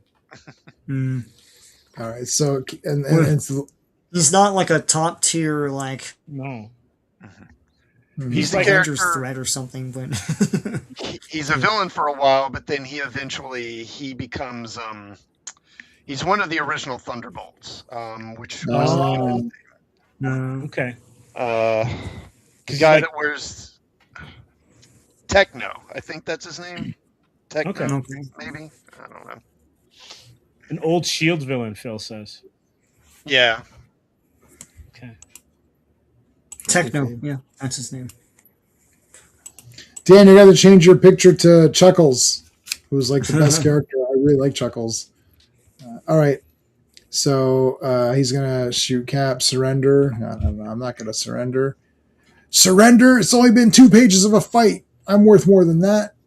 It's like, all right, fine. And he has like this weird grabbing weapon. Like, this is the weirdest grabbing We weapon. got it from Dollarama. It's like Yeah, that does look like a dollar store grabbing thing. And then he punched the shield. Okay, that was not really smart. Boom. And Captain America punched him. It is so weird looking at Steve Ditko art that looks Yeah. like John Byrne art. Yeah. It's just kind of weird. Byrne just dressed it up, you know. Yeah, pretty much. Chase, no retreat, no surrender. I love that movie. Stand on your own. There's no retreat. There's no surrender. And then it's like, da-da-da-da. It's like, You fight. must do what your heart tells you. Oh, I haven't memorized that one. I gotta watch that again. Oh man, I love No Retreat, No Surrender. And Van Damme was the best in that. Evil Russian or whatever. Yeah. This time it'll be different. Russian. Oh shit! He called him a Russian. Shit. Another Bruce Lee freak. Dude, is there a lot of Bruce Lee freaks? Like that movie had a lot of fake bullying. Like, oh, you like that loser Bruce Lee? It's like, what are you talking about? Everyone likes Bruce Lee. Like it's like the fakest bully ever. Some Bruce Lee fan. It's like, okay, you don't like martial arts movies? Like, go away. Yeah. All right. Here come the army men. Call the army. Here they come. I like how they're like, man, Captain America is awesome. Yeah, I like this guy like doing the big like salutes and everything. That's great. I like when military guys like see Captain America and they're all pumped up for him. That's always cool. All right, so there's something more. Okay, so Hulk. Okay, so this is now after Secret Wars, right? Yes. We're after Secret Wars at this point now? Yes, because or no, have we gotten to Secret Wars in this yet? They got taken. Yeah, the Beyonder sent that, that. And then they come right back. And they came right back. So this is after Secret Wars. So Hulk is back to, he's back to Savage and abandons all of his projects or something. Was that it? Yeah. Yeah, because he's in the crossroads. Okay, when he goes fully Savage, he ends up at the crossroads.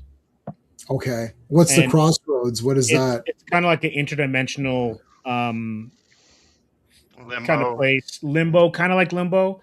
He's sent there because Nightmare has essentially been tormenting him this whole time. And he actually ends up fighting, what are they called? Nagarai demons? One of those things that the X-Men used to fight. It looks like an alien. Yeah. I know exactly what you're talking about. He fights one of those things there. And even as a Savage Hulk, he barely makes it. It's a great issue. We started doing Hulk as podcasts way back, me and Steven, because Steven was reading all of Hulk. Mm-hmm. Strange Tales 141. I've got all of Strange Tales. Fixer Shield is also a fixture in Daredevil #1. But he had a heart attack when Didi chased him down. He's not the same guy. Okay. Yeah, Nagari. Mm-hmm. Or Nagari. Yeah, Nagarai. Yeah, Nagarai. Okay, so Lieutenant Capnod. So there's Vision and what's his face? Whatever this guy's name. This is the guy that's taken over for Alan Milgram. Yeah, Al Milgram. Yeah, who's taken over for Gyrick, right? So Dr. Banner is. Oh, there is Chuckles. Nice. Yeah. Conference room looks like Star Trek. Yeah. Oh yes. Yeah.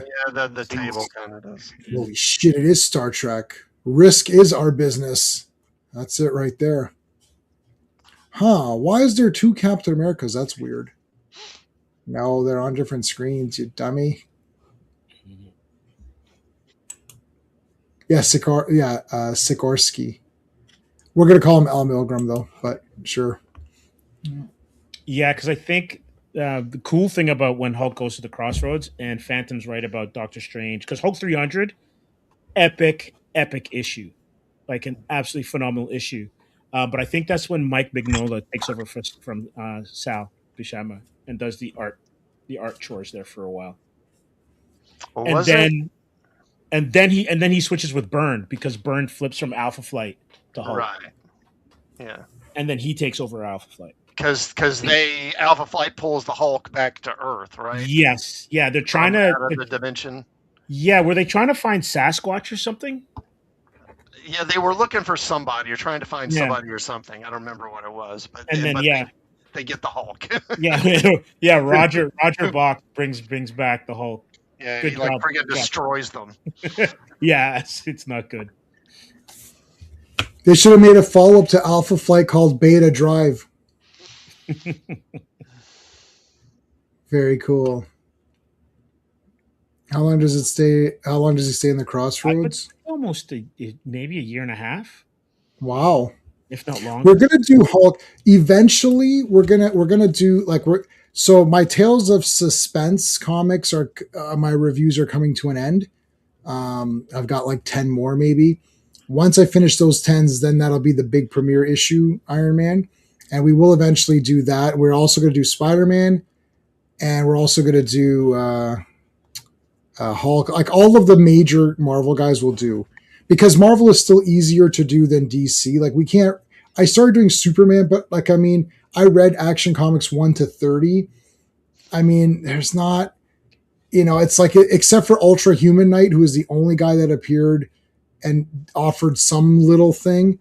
Even that wasn't very exciting. They're all it's just all like either gangsters or like, oh look, they're counterfeiters, or look, this guy's hurting his wife and stuff. And it's just it doesn't get exciting till who knows when, right? Like it's got to be Marvel is definitely the clear winner when they start.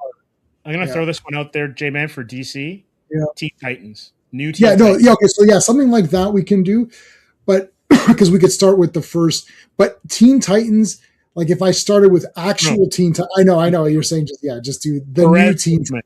New Teen Titans. Yeah. So I like to see, because like we're like that with Legion. It's like, no, I got to start, because like Claudia would say, oh, we'll do 197. That's when it becomes certain. I was like, no. I got to do the very, very first thing. Anyways, I wouldn't mind doing Teen Titans. That would be very cool. But yeah, we'll do the Marvel guys and stuff. And then I was even thinking of reformatting everything to just be like all the streams will just be the one thing. Like if we just did a year of Spider-Man and like just cover all of it, and then next year do, but I don't know if people like maybe Hulk and Thor can go together, and like Cap and Iron Man can go together. And if Cap and Iron Man go together, we can do Tales, right, or whatever. So it's like, something like that. I'll figure it out. We still have some more to do with FF and Avengers, but we're going through these quicker, like pretty quick. There's Jimmy Olsen. No, this guy's one of the scientists. So they're getting scientists to come check out Banner's inventions, because he's just left them. Hey, Havoc. Nice. We're doing Hatchet tomorrow, buddy. I just watched Hatchet Part 1 again today. I own them all on Blu-ray. We're going to do it tomorrow. Yes. Oh man, Hatchet. Yeah, they're totally they're fun. Omega Walk. Good job. That's the trilogy. I missed a lot of shows because of work schedule. You miss a lot of the shows, like our shows. Well, you're there for Pete when Pete and I do our thing. There's Wasp in a slightly better costume, I suppose. It's better than the one that we had, but still, it's like pale colors here. Like, who would have thought that losing Perez meant that Wasp's fashion would go totally down the toilet? Yeah. There's Hank. So they're calling all the scientists to come check out Banner's stuff, and then this guy's kind of the he's not a shyster. I don't know what you want to call him. Like this punk ass scientist. So they're gonna like either guard them or what? Like I couldn't tell. Like was this like a free for all? Like are you gonna is this guy, because this guy's thinking, oh, I'm just gonna steal some ideas and move on with my life, But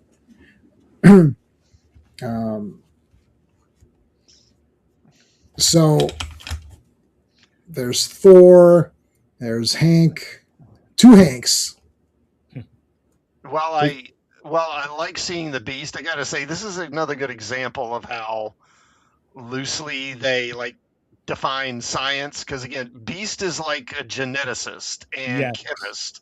Why are they calling him in to look at this thing? Some technological artifact. It's like this isn't really his field. No. Beast, thank heavens you're here. I don't know why you're here. But if Hank can build Ultron, hey, why not? Yeah. It's a 60s Ditko Wasp costume. Monica R. can't spell her last name. It a great character that Marvel seems not to know the truth. Yeah, so like Phil doesn't like Monica, I think, if I remember correctly. A couple of other guys don't really. I liked her because I thought that she was doing a lot of cool stuff that we hadn't seen. And I do like her light, like when I like the way that they do her light powers and all that. But then now, she's not really doing that. I don't feel like anyone right now. We're in the Vision section, like everyone's got their set. Oh yeah, the Vision Quest trailer was out, which we could talk about afterwards. I'm going to watch that because I actually liked WandaVision, and I've seen WandaVision twice. I'm going to watch WandaVision another time before that show starts, even though it looks like it has nothing to do with it. But yeah, I feel like this is the Vision's kind of time now with figuring out what he's doing and what that Isaac computer did to him, or whatever. So there's She-Hulk in the Fantastic Four. This is probably part of why they got burned to do this. Yeah. Oh, because of the Fantastic Four. That's a good point.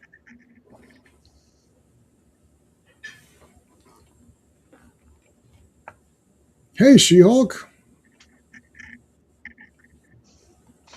Here's the big birds or whatever. Uh-oh. The birds got scared because it's the Hulk. I liked all the female Avengers when I was, 12 or 13. I mean, I like them now. I don't really hate any. I don't dislike any Marvel character, I don't think. Do I dislike any that we've been coming across? Not really.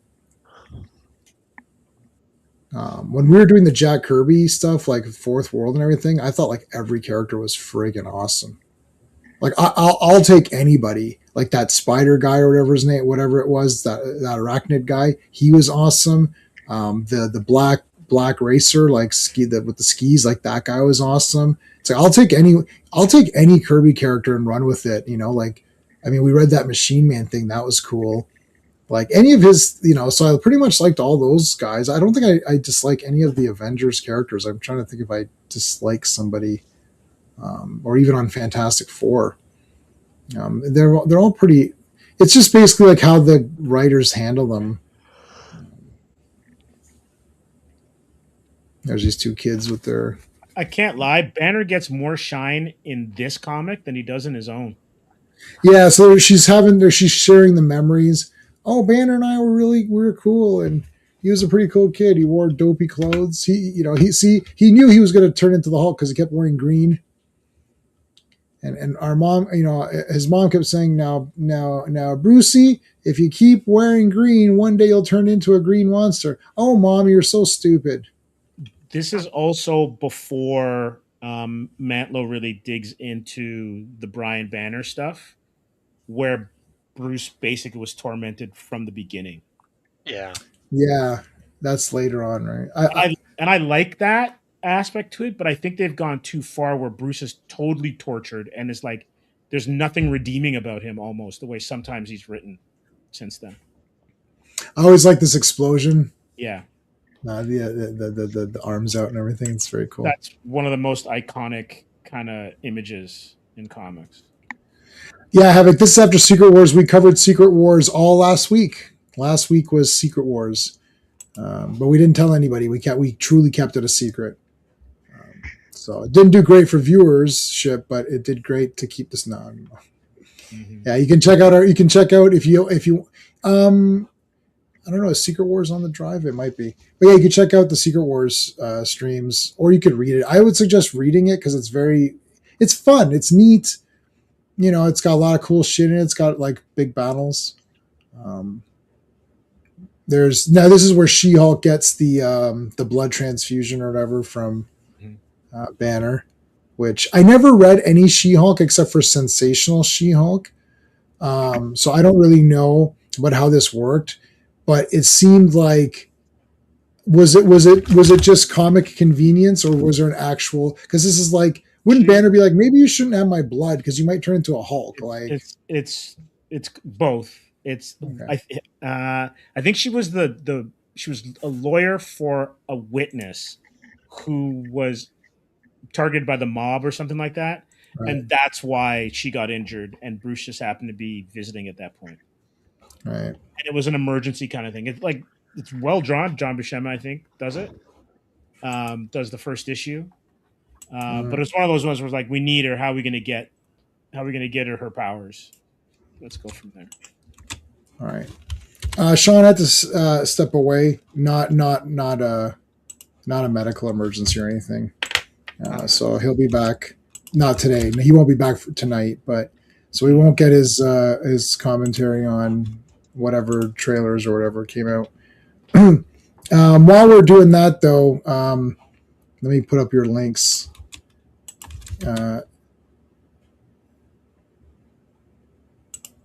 Steve, what have you got going on in your channel? Well, we took a look at some of the stuff that came out of, I guess G whatever it's called.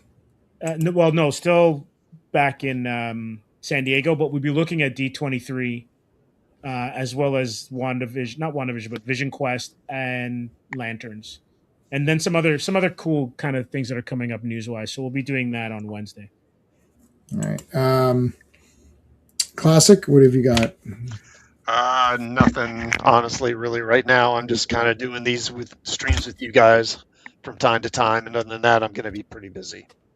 All right. Sean's got his videos. You guys check out Sean's channel. So it's Decepticon77. Mine's J-Man77. Tomorrow we're doing Hatchet Part 1. Wednesday we're doing G.I. Joe comics. And Friday's Fantastic Four comics. So J-Man77, Decepticon77, Comics Asylum, and Classic Comics. Everything's there. You want to get the She-Hulk comic? I'll check Rogues. I might have that, so I can throw that on the drive. Do you use the? You're a member, aren't you? Yeah, you're a member. Do you use the drive or no? I can't remember if you're on there or not. I can, if you want a digital version, I can. I have every sensational She-Hulk comic. That I'm positive. I don't know if I have everything, but I can give you those if you want those. Just remind. Okay. So let me put those on. Let me put a note so I can remind myself. So you want sensational She-Hulk, right? Like not the. I don't even know if I have the other ones. I'll put Sense Hulk. Okay. I'll put those on tonight. You read the original Secret Wars as a kid. There was Deadpool as a kid. Then they did a revisit where Deadpool was added. What the hell? I don't remember that. That's crazy. I don't remember that at all. That was Deadpool. They do a lot of fun things with Deadpool, right? It's just to like kind of have them do stuff. Okay, so they think Hulk. There's Hulk. The Hulk has returned, but I thought the Hulk was dead. You thought wrong, bitch. Oh shit. Now Hank's gonna get Hank and that other guy, Ginger, out of here. Hulk threw the hammer. Hulk cannot turn back to Donald Blake anymore, I think, at this point now. I think that's done. I mean, Thor. What did I say? Yeah, Thor, whatever. Sorry. Well, Hulk definitely can't turn to Donald Blake, and neither can Thor. That's the one thing they have in common. They both can't turn into DB. So Wasp shoot. Like, I don't know what Wasp thinks is going to happen, but he turns into this weirdness. So he's dead. The Hulk's dead. He's dead and he never comes back. Yeah, you can't go wrong with Thor and Hulk fighting. Yeah, that's for damn sure. Yeah. Mm-hmm. Oh, Jennifer, I'm sorry we killed him. You didn't kill him. It's friggin' Armin Zola. I like this guy a lot. I really liked him in. Was that in Civil War where his face was on all the computers? Yes. Yes. That was Winter Soldier. Winter Soldier. Oh, that was Winter Soldier. Yes. I like Winter Soldier. That movie's awesome. But I really like that guy. That actor was good too. I like that guy's face and everything. I wish they would have done this. Like, I was like, oh, I wonder if he'll be in like a suit or something. That'd be so neat. MC would never give us that. It'd be so awesome if they did. So he's in this. This is another Doctor Who thing where there's like these little guys that go into, like, at one point the Doctor's inside a Doctor version of himself. I think it was an 11th Doctor. The 11th Doctor is inside like a robot version of the 11th. So it's the same actor playing. It's like Inner Space, but it's like Power Rangers, but like it's the outside. So if I'm just walking around normal and then inside me are guys controlling me, very, very neat. So this guy, Armin is controlling, like he's like, I don't know what the hell he's doing. It's like he's like hitting, he's like blasting this crap or whatever. Like, it's just weird. The only permanent death is the real Captain Marvel. He did come back in a Carol Danvers comic, one of the more recent ones. So, but I don't remember if that was the real him or if it was something stupid. All right, so Armin Zola, we saw that. So Hulk became that, I don't know, charcoal or something like that, or what the hell it was. Yeah, he's changed on a molecular level. Yeah, look at that. Looks like a friggin' gargantuan or whatever. Yeah, I love how the pants. So like Beast like scans the pants, and there's like ants in the pants or whatever. He's like, oh, that's weird. And they're like, holy shit, what's going on? It's like they're all shocked that they're wearing these terrible green outfits. It's like, whoa, look out! Hulk's pants are attacking. Okay, first this guy's trying to steal the technology. I didn't write his name down. Oh no, Cross. No, he works for Cross. His name's, is it Cartland? Is that what they say there in the second panel? Yeah. Yeah. So he works for that Cross Technologies or whatever it was, like the bad guy versions of the bad guy corporation. Are you a bad guy corporation? Yeah. Oh, okay. Thanks. I just checking. He looks like Norman Osborn there or something. Yeah. Looks a little bit. Oh, he's David Letterman in that. Yes. Yeah, just needs the gap. He was also inside a brain during Tom Baker's Leela era. Yeah, okay, yeah. And Leela was awesome. Yeah, Cartland, that's it. Hey, Cartland, stop! You're stop dicking around with the machinery. You're gonna try to steal shit. I'm not stealing anything. Yeah, well, how come I saw you writing shit down and taking photos and and like what? That was just for my own personal collection. He scanned the pants off of him. Yeah. So the pants attack. I never trusted those pants. Wasn't Letterman's production company Worldwide Pants? Yes, you're right. See? Yeah, bastards. So I mean, I don't think Hulk's pants. Let me just check the TSR role playing game. No, his pants don't do this. So this is a bit weird. I knew something was up. Hulk's pants and Superman's cape in the Byrne era. Yes. There's Armin Zola with like his, baggy sleeves or whatever. Mm-hmm. Those sleeves look terrible. No, they don't. They look cool, Captain America. You don't know anything about fashion. It's like, come now, Captain. Surely you cannot say that your costume's better than mine. It's like, the red, white, and blue forever. So anyways, he cloned, I think he cloned him or something. He cloned Hulk, I think. So he's going to make an army of Hulks. I think that was his big plan. Now he became the pants, which is weird. So there's your Hulk army. Yeah, a giant purple pant, or whatever. The S in pants stands for hope.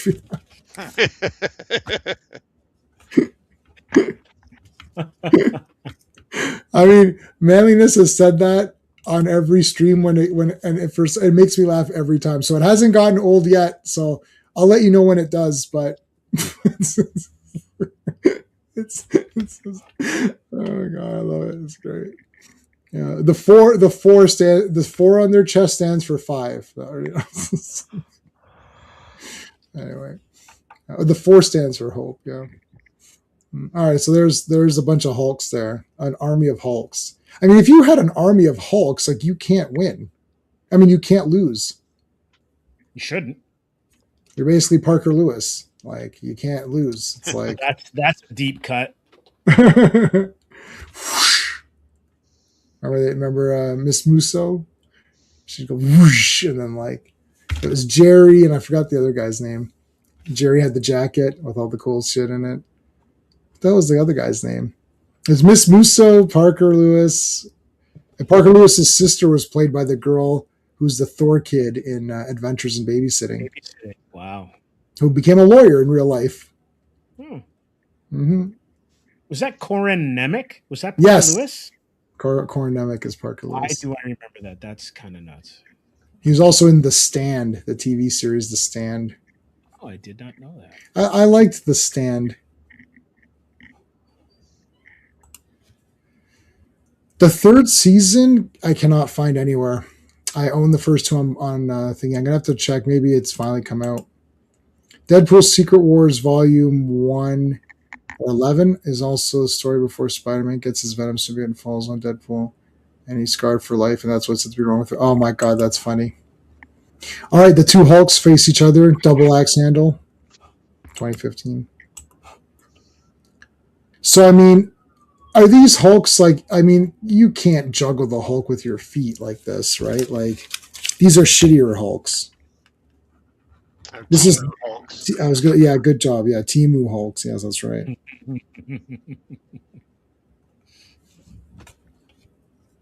They bonk into each other. It's like Three's Company or something. Meanwhile, the pants are still attacking.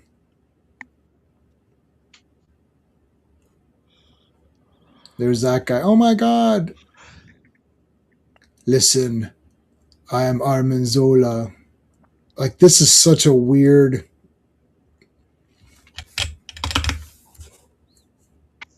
Like, this guy's a weird character.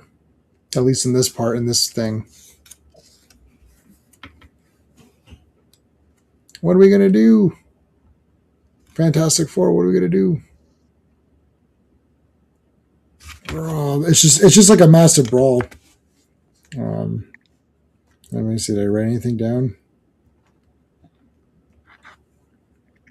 Yeah, the guy's Hank gets trapped. Yeah, they're literally just fighting a bunch of Hulks, but they're all the fake Hulk. Like, you can't double headbutt the Hulk like that. This looks Would like go they ahead. consider this nanotechnology or something like Yeah, nowadays? maybe in the pants. Yeah, or even what creates the Hulks? Well, I think they say that the pants are organic. They're organic material, just like the creatures. Mhm. So I think it's more something along the lines of I don't know, like just like a blob, like the Right. alien, the blob, or something like that. Steve McQueen, where are you? Is that the original Blob? I never saw the original Blob. I It's think he was in the definitely original. yeah. McQueen was in the original. I I think. never saw the original. I've only ever seen the remake, Mhm. or if there's many, the first remake with Shawnee Smith and. Coincidentally, I met Shawnee Smith, and there was a lot of people there for the Blob. Like, you would have thought Saw is her main thing, but there's a lot of people getting Blob stuff, which is great because that had just come out on 4K. Yeah, this definitely feels like an annual story. Yeah. Yeah. Well, I mean, I guess it's better than issue 200. Is this the Space Phantom? No, No. but it looks like it with all the purple and the way the eyes are. Yeah, Yeah. but no. It's those annuals. You're like, what is going on? Yeah, I don't know. I just like a lot of fighting. That's it. They're gonna put him in the cupboard here and shut the door. Thoom, thoom, thoom. Let me out. Not by the hair of your chinny chin chin.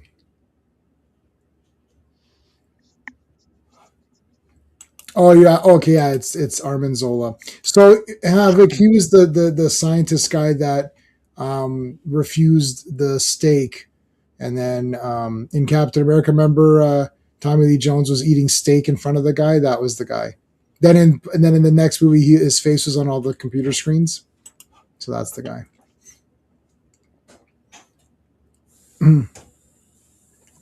So there's Hank, who's trapped in there. Captain Marvel can go in and get him. She's like the gadget character in her first 2 years. Anytime they need something to get out of a jam, she can do it.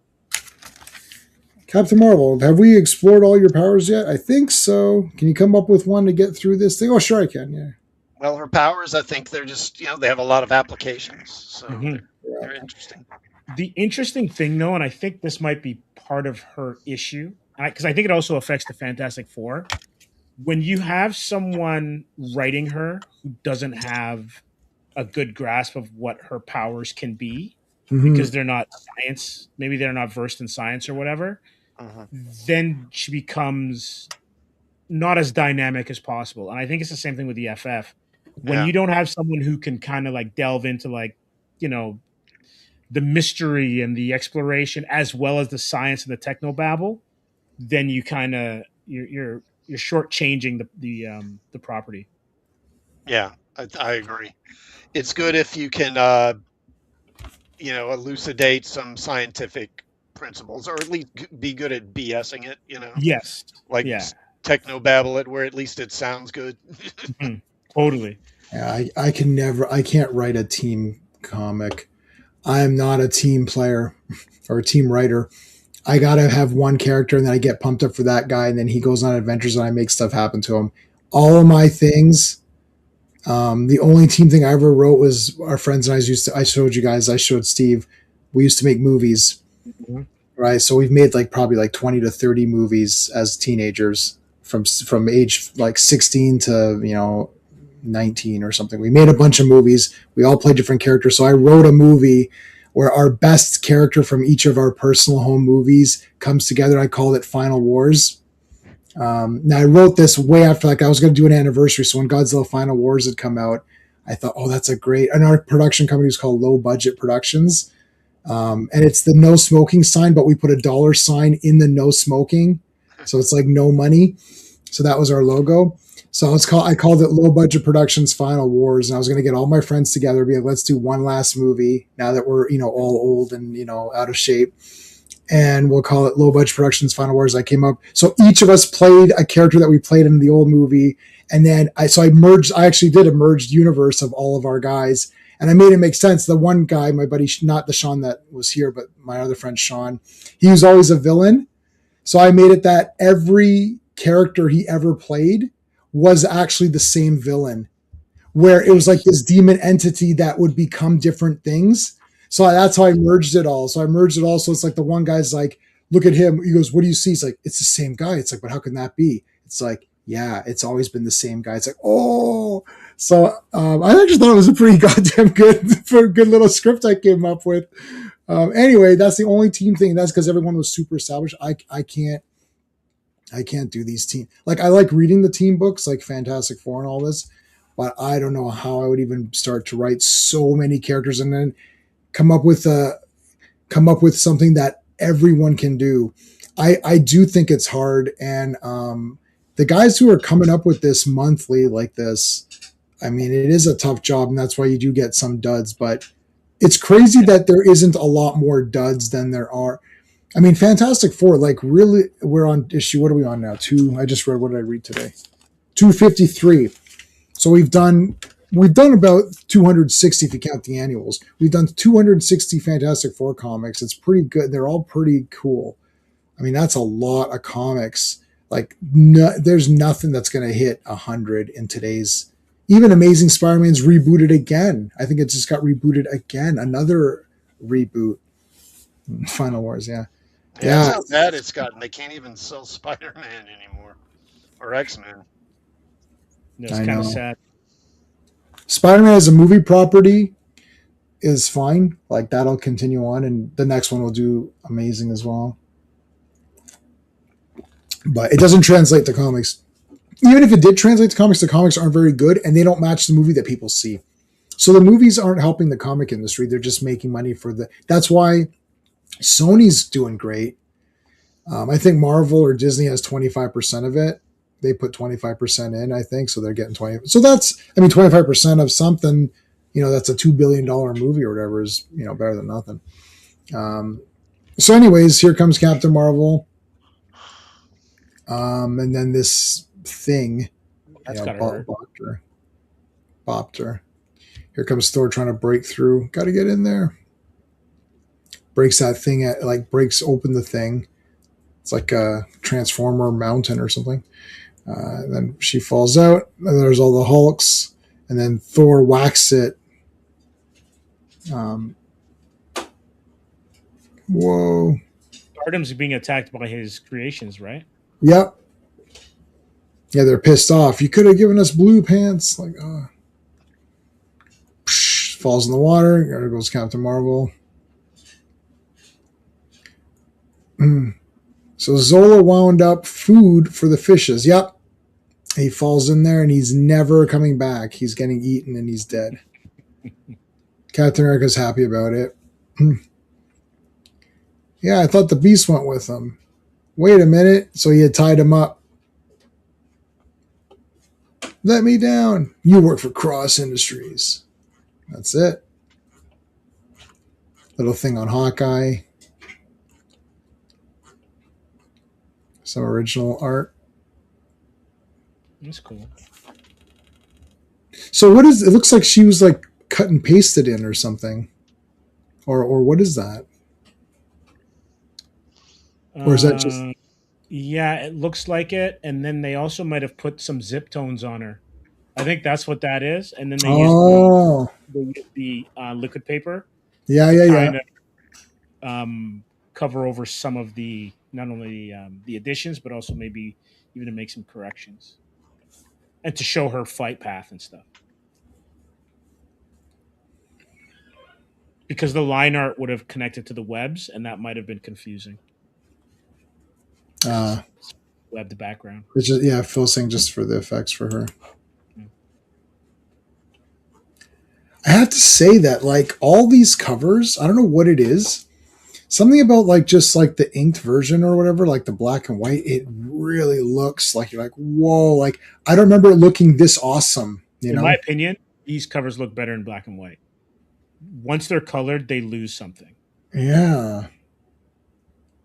I don't even know how you would even like fix it. Fix it! And the fixer shows up. You get the fixer.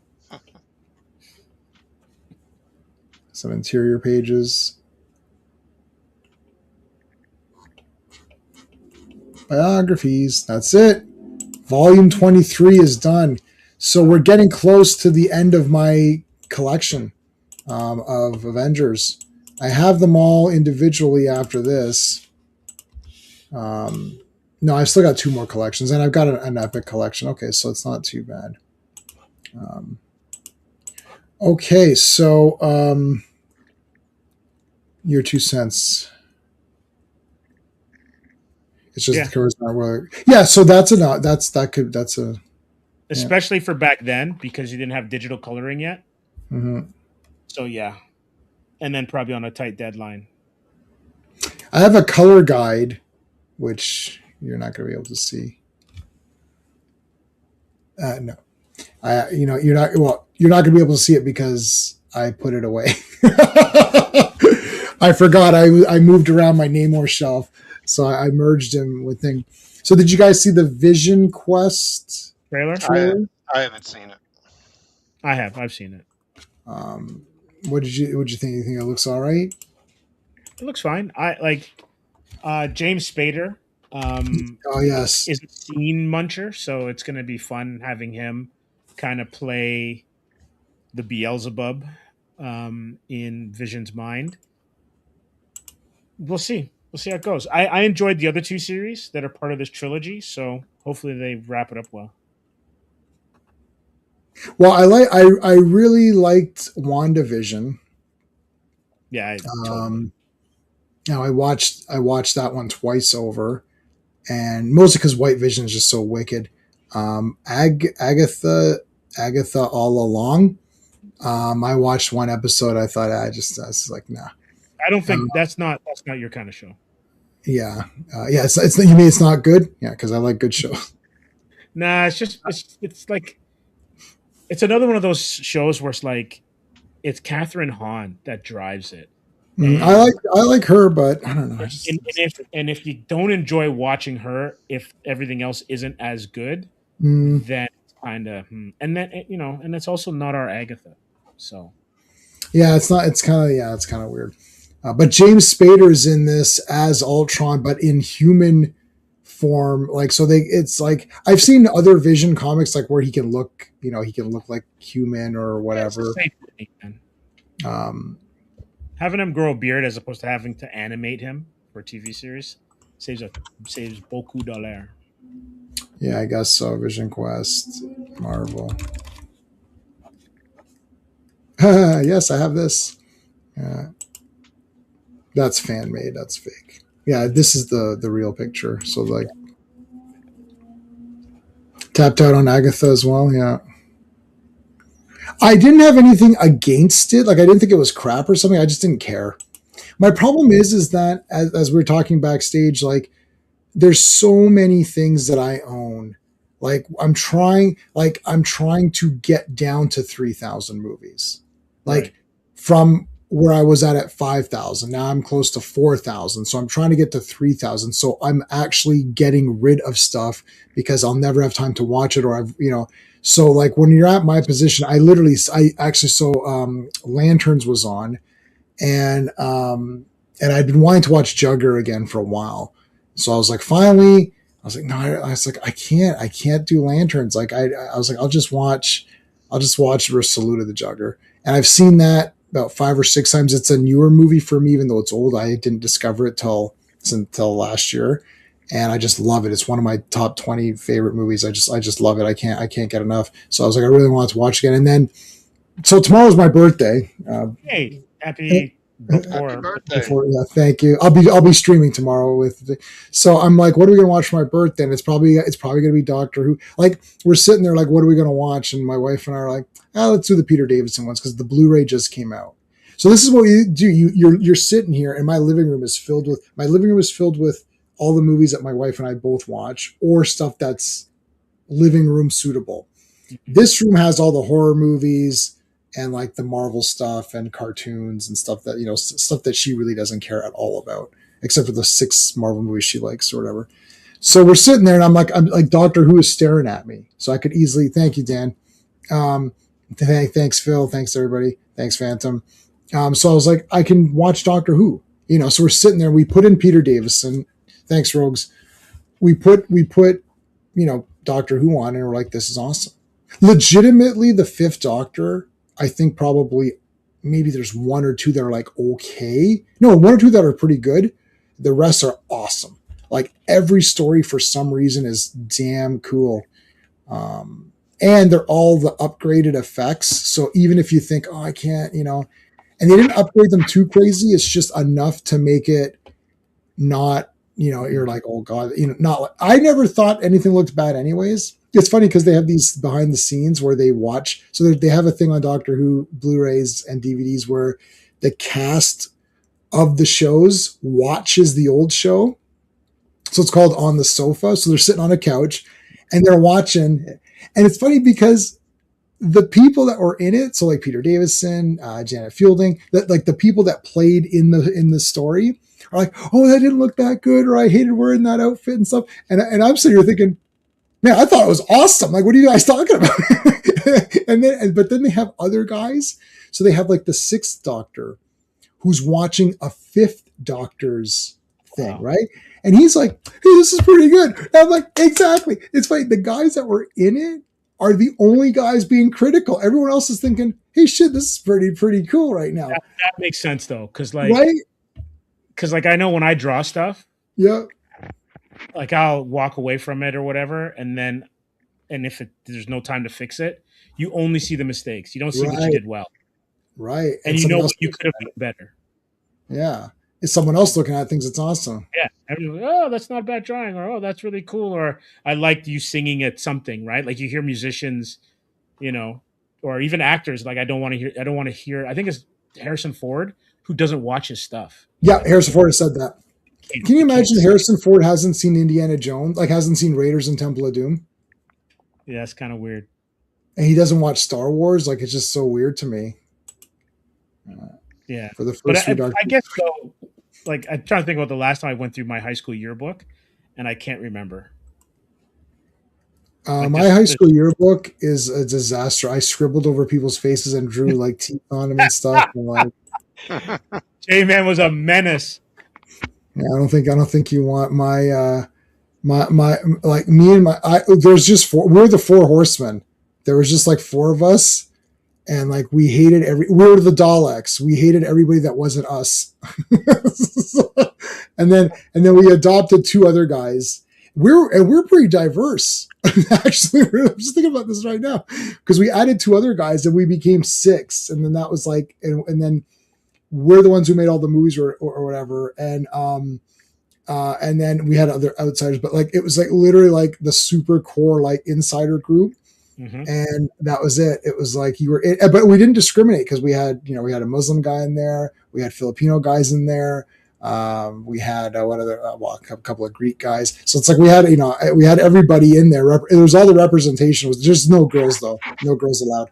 Um, but other than that, it was pretty well representation. But that was it. You were in or you're out, and if you're out, we made fun of you. We legitimately had a nickname for every person at every school. We're like, yeah, that's this person. We to this day, right now, I still use, and you don't know the term, Steve. And Classic doesn't know any of these. Sean, our Sean here, knows quite a few because he's been around for a while now. I still use the terms, and we actually wrote out, and I've got a PDF, well, a Word document of all of our terms and what they mean because we speak in code. We would speak in code. We had our own thing. It's pretty fun, and we still use it. And you know what's funny? I'll slip into saying things by accident that are the code, and people are like, "What the hell are you talking about?" I was like, "Oh yeah, sorry." And then I'll say the translation of it. Insane. Yeah, we're insane. As a kid, the first Doctor Who series I watched was Troy Baker, Tom Baker. Tom. Oh, wait. I think his name was there as a channel that played Doctor Who, Benny Hill. So it must have been. Yeah, Man, you are too funny. It's PBS. Yeah, it's PBS. So it'd be. I thought you were putting Ron Baker to be a goof. So it's probably Tom Baker. Yeah. Who I do have a personalized autograph from his website when he was doing it, maybe like 10 years ago. That's pretty cool. And my wife has one as well, and it was like $20. It was just you just paid the shipping. Like he personalized. Yeah. Wow. Yeah. No, dude, personalized. This is not that long ago. This was like he was doing it for, but the only problem is that it was his own headshots. He didn't have any Doctor Who photos. Who cares? I know he's the Doctor. Yeah. Like he is the real Doctor. I love Doctor Who. It's my favorite show. He's my Doctor. He is the Doctor. Some other great ones, but he's mine. I actually like all 12. And then I came up with the B13 before 13. So out of the B13 Doctors, I love them all. William Hartnell's William Hartnell. I just love him. He's great. But Tom Baker is the real Doctor. Everyone else is an actor playing a character. I mean, I think like he's just like he is that. Like basically, he is that person anyways. And people are like, oh, he's hard to work with and all that. It's like right because he's the real Doctor, and you guys are just a bunch of actors. Oh, it's really tough to work with them. Okay, well then you can leave. How's that sound? Get out of here. I'm tired of these sob stories. Like, oh, it's so difficult to work with the guy.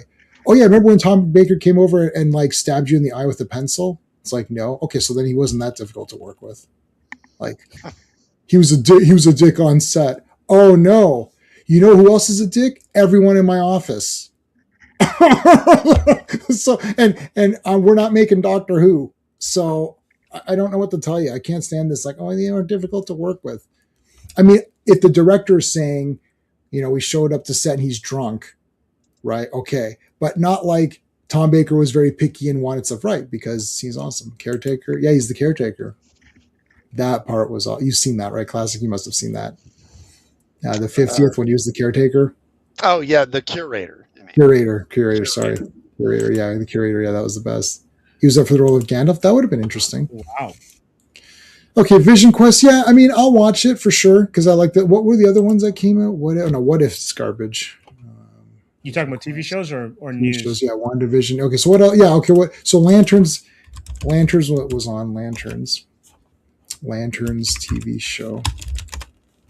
Yeah, here it is. So, I mean, I guess we won't do spoilers just in case people. Maybe there's someone there who wants to watch this. I don't know. I don't know any of these guys. Kyle Chandler, what is he from? Friday Night Lights. He's from Godzilla. Yeah. Yes, Godzilla. I love him. I was looking him up. I never saw it. Did I see Friday Night Lights? Is that football? Yeah. I don't think I saw it. You'll love him. You'll love him too because in Bloodlines, he's with Linda Cardinelli and Ben Mendelsohn, who's in like Andor. He was also in Dark Knight Rises. Oh yeah, he was in King Kong too. Yeah. Oh, he's in And the Peter Jackson King Kong, and then he came back for Mhm. the Kingdom. So he's in Oh a, yes, the Kingdom. yeah. He's like Kyle Chandler has got a really good filmography.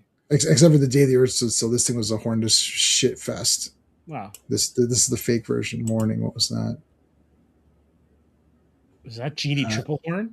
Is that Jean somebody? Triplehorn. Yeah, that's her. Forever. Super 8. Oh, this movie's total garbage. Oh, J, of course. The Same. mark of JJ right there.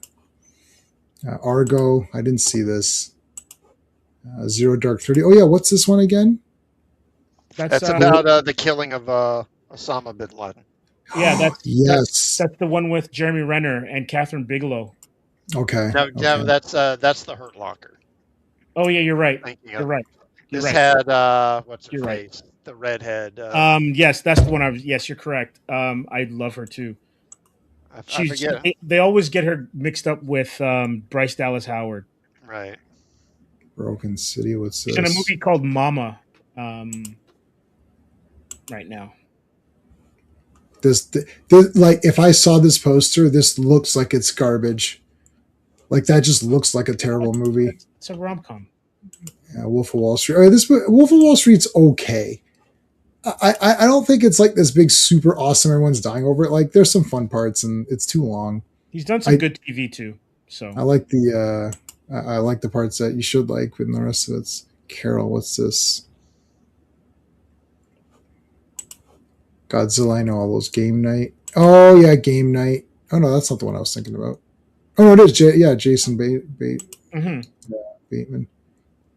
Yeah. Vanishing of First Men. Oh, I didn't see First Man. Was this cool? This looked okay. I didn't see it. Midnight Sky. What's that?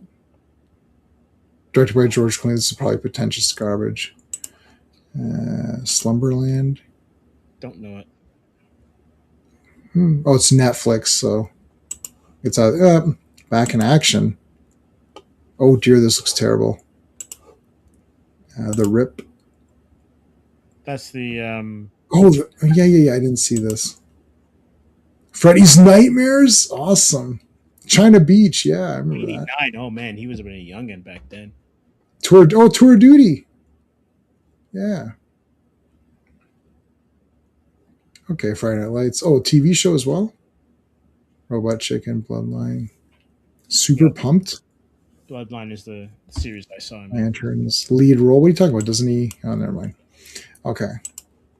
What's the other person? What's the other guy's name? Okay, hold on. Let me go back to Pierre or something. Let's just go to Lanterns. Go from here. He was in that film. I can't remember, but it was Don Johnson was in it. Okay, so he's in all these Goat. Rebel Ridge. No, I haven't seen. I don't think I've seen this guy at all before. Old. Oh yeah, I didn't mind this old movie. It's M. Night Shyamalan, so already it's going to not be the greatest. But Brother, no, I didn't see that one. Foe. Oh, I could just tell this is terrible. Psychological science fiction. Ugh. That's code for shit. Oh, fuck that. That's retarded. Goat. Oh, yeah, this dumb movie. This looks stupid, too. Kids flick. Starfighter. Man of Tomorrow. He's Green Lantern. He was in Krypton? Oh, Dev M. Yeah. Okay, I like this guy. I liked Krypton. I thought this Krypton was okay. I didn't realize he was in that, but I never really watched that show. So. Yeah, I wouldn't recommend it. I thought it was okay, but only because there was no Superman stuff really in it. So that means I couldn't really get too angry about it, but it's kind of bullshit. Okay, so let's face facts. It sucks. But I didn't think it was that bad. So, but I would not recommend it. Don't watch it and then message me saying, dude, that show sucked. I'm not telling you to watch it. It's like Skinamarink. I'm not telling you to watch it. I'm just saying I liked it. But yeah, I thought that was a good morning show. I thought also he's on stage stuff. All right. Krypton was good. Yeah, I thought it was pretty neat. Krypton was asked. Yeah, see, I told you. Vaughn, I didn't tell you to watch it. See, he didn't. Vaughn didn't like it.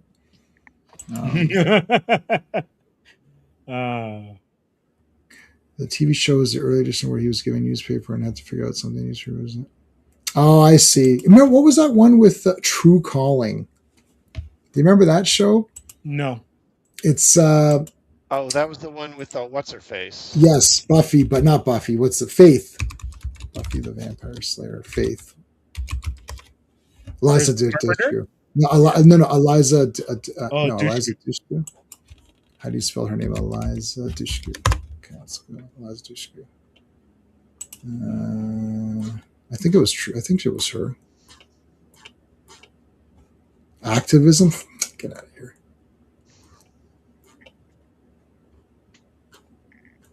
The only thing in activism you need to care about is the acting part. True Calling. Here you go.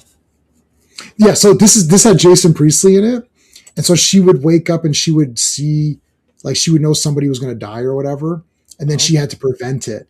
But then in season 2, Jason Priestley came in. Season 2 is better because in season 2, Jason Priestley came in and he had the same power. So they would wake up in the morning and they would see the news, and then they would go back a day. So it's like they have like a day or something to stop the thing.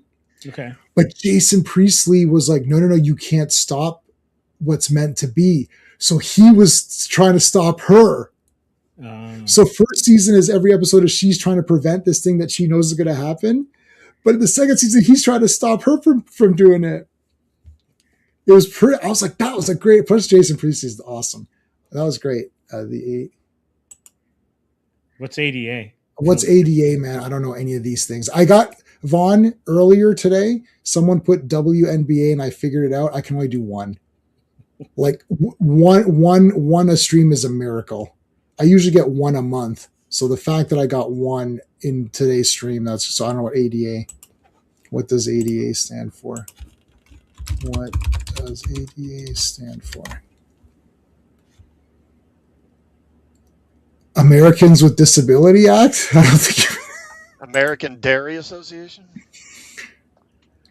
Oh, the ADHD. Oh,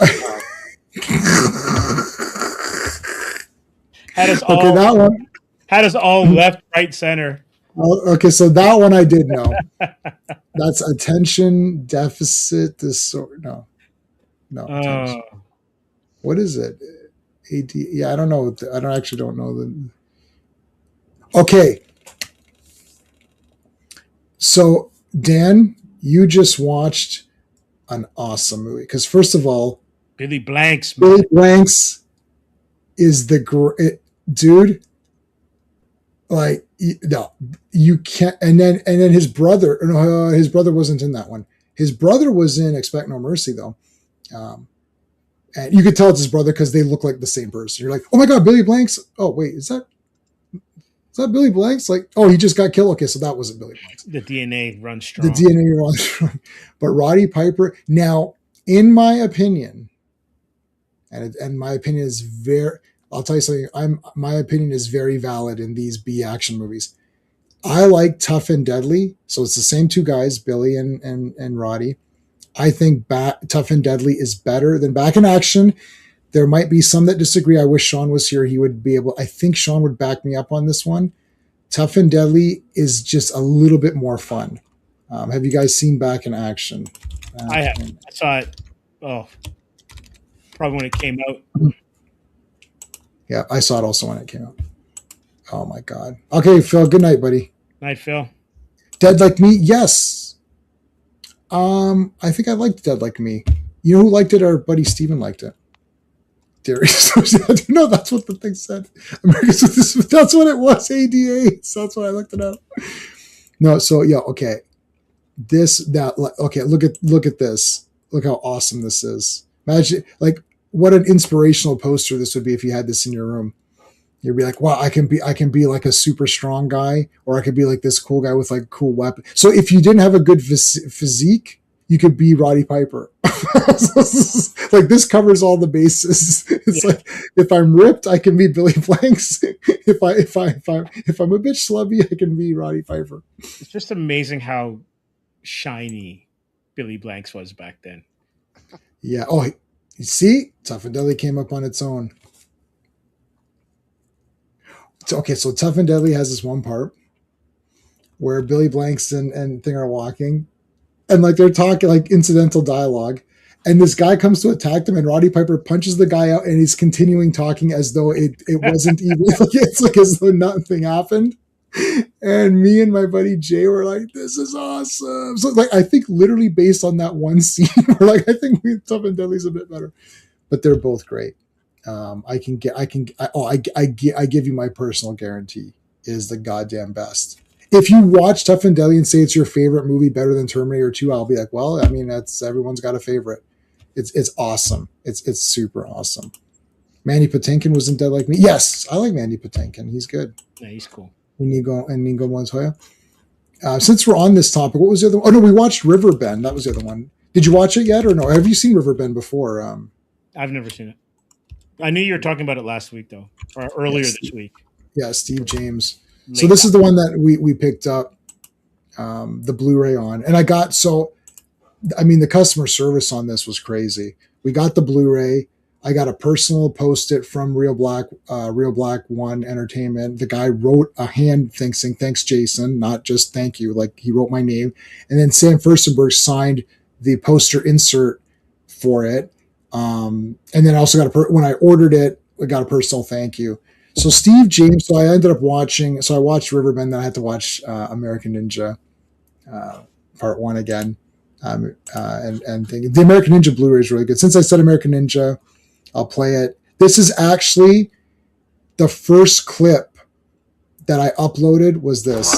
You know, every place you go, there's always someone who thinks he's a badass, right? Yeah. That's the first clip on StreamYard that I uploaded when I was like, I can upload clips. Oh, I got to put American. I legitimately think American Ninja 1. Have you seen American Ninja, Steve? I love those movies, man. I love movies. I think it's 10 out of 10. I love and I think the comedy is great with the two of them. And like, when Joe gets the motorcycle, and then he's like, "Oh man, Jack's gonna borrow your bike." He's like, "Man, no, man, that's my life's blood." And he's like, "No, don't worry about it." And he's like, "Now, Joe, how are you gonna get off the base?" And he's like, "I don't." He goes, "Oh, don't worry, I gotta play." He's like, "Joe," and then Jack's like, Steve James like, "Joe, what are you gonna do?" And he's got the bike. He's like, and he's looking. He can see that there's like this weird kind of makeshift ramp. He's like, he goes, "Is he gonna do what I think he's gonna do?" And I was like, "No, Joe, come on." He goes off the thing, and then Steve James is like, "Charlie, can you come over here for a second?" He's like, "I want to talk to you about your future. Now, listen, you're gonna go back to the base, put on some working fatigues, and get ready to cover for Joe." He's like, "Well, why does that have to do with my future?" He's like, "Well, because if you don't do what I tell you, you ain't got a future." He's like, "Oh, okay." Man, I love it. This movie is way more. This is way more serious. They go the sheriff in here he's a race. There's no sugarcoating it. No ambiguity. There's no ambiguity. There's no backstory of why he is the way he is. He is completely like a piece of not like I don't know. Like I don't know if you've watched these movies, you can tell. Like they sugarcoat it. Like it's like the person's low key. Mm-hmm. Like it's like, well, maybe he's which is fine. I understand they have to get the movie made. This movie would have been buried because it is very clear. Now, not everybody, not all the black guys are good, and not all the white people are bad. Not even by a stretch. It's right. Like, but the guy who is a racist is like pure and simple, like a piece of like actually evil. Because it's not just the thinking, it's the acting on it. And he's the sheriff. And the problem is that the good townspeople who are white too, the black people can't do anything and the white people can't do anything either. Like in the very beginning, something happens that's crazy, actually crazy. And the white people are like, "Oh, it's like this. We're not fucking standing for this." And the guy's like, "Yeah, go do something as I'll just kill you too." It's like, you can't. So even if you want to do something, you can't.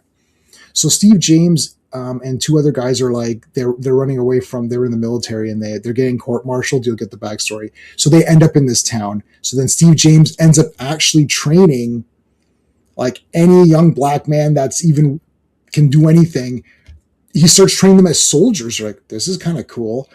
And then they go up against the sheriff, but something happens. It's pretty good. It's very good. I can definitely see, but this is 1989. I think this movie just kind of fell through the cracks. Like, it feels like either it didn't get much play. They probably buried. I'm sure the distributors were like, we're not playing this, because it's the black guys actually like legit fighting back. Like, it's not like, oh, there's only one or two guys fight. Like, they're like, no, we're fighting.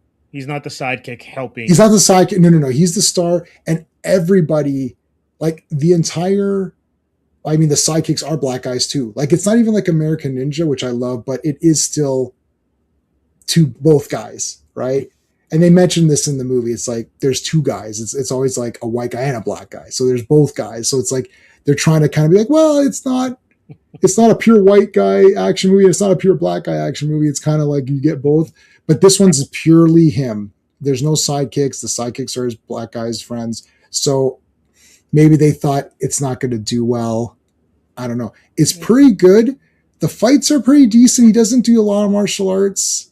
It's slightly low on that. So I like his character in this is good. It's straight then? Is it almost like his Rambo kind of? Yeah, it's completely straight.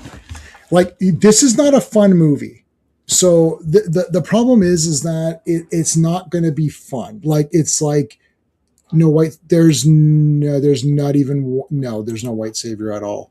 Shokasugi Ninja movie is awesome. Yeah, no, there's no white savior in this. This is like hardcore, like serious. There's no fun parts.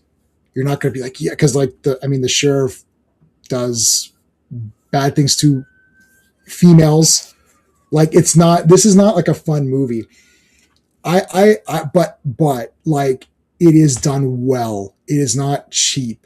And, the music could be a little bit better. It's low budget. Like, does it have that low budget 80s kind of music? Yeah, it does. It does. Okay. Yeah. The thing is, Steve James himself makes it good. And the girl in it is very good too. And also the guy, who's the guy, like he's got two buddies and they're both pretty good. But it's not one-sided. I mean, it's the black people are the heroes. Like, let's face it. But the villain is a legit villain. They didn't I hate when they make it like, oh, it's kind of, you have to interpret it. No, there's no interpretation. Like, right away, first scene, you're like, okay, this guy's a piece of crap. Complete POS, eh? And you want him to die. Like, badly. And the thing is, Steve James won't kill him because something happens in the movie where they actually can't. It's not really as rough as I thought it was going to be, because I think, oh, this is going to be really rough, but no, it's not rough. This is suitable for anybody to watch right now. No one's going to they put a thing in the stupid beginning because they have to, because, oh, it could offend people. Like, give me a break. Who's it going to offend? Like, right. What have you seen one movie in your life? The N-word is used a lot. Okay, have you seen a Tarantino movie? Like, it doesn't have more. There's definitely more N-words in Jackie Brown.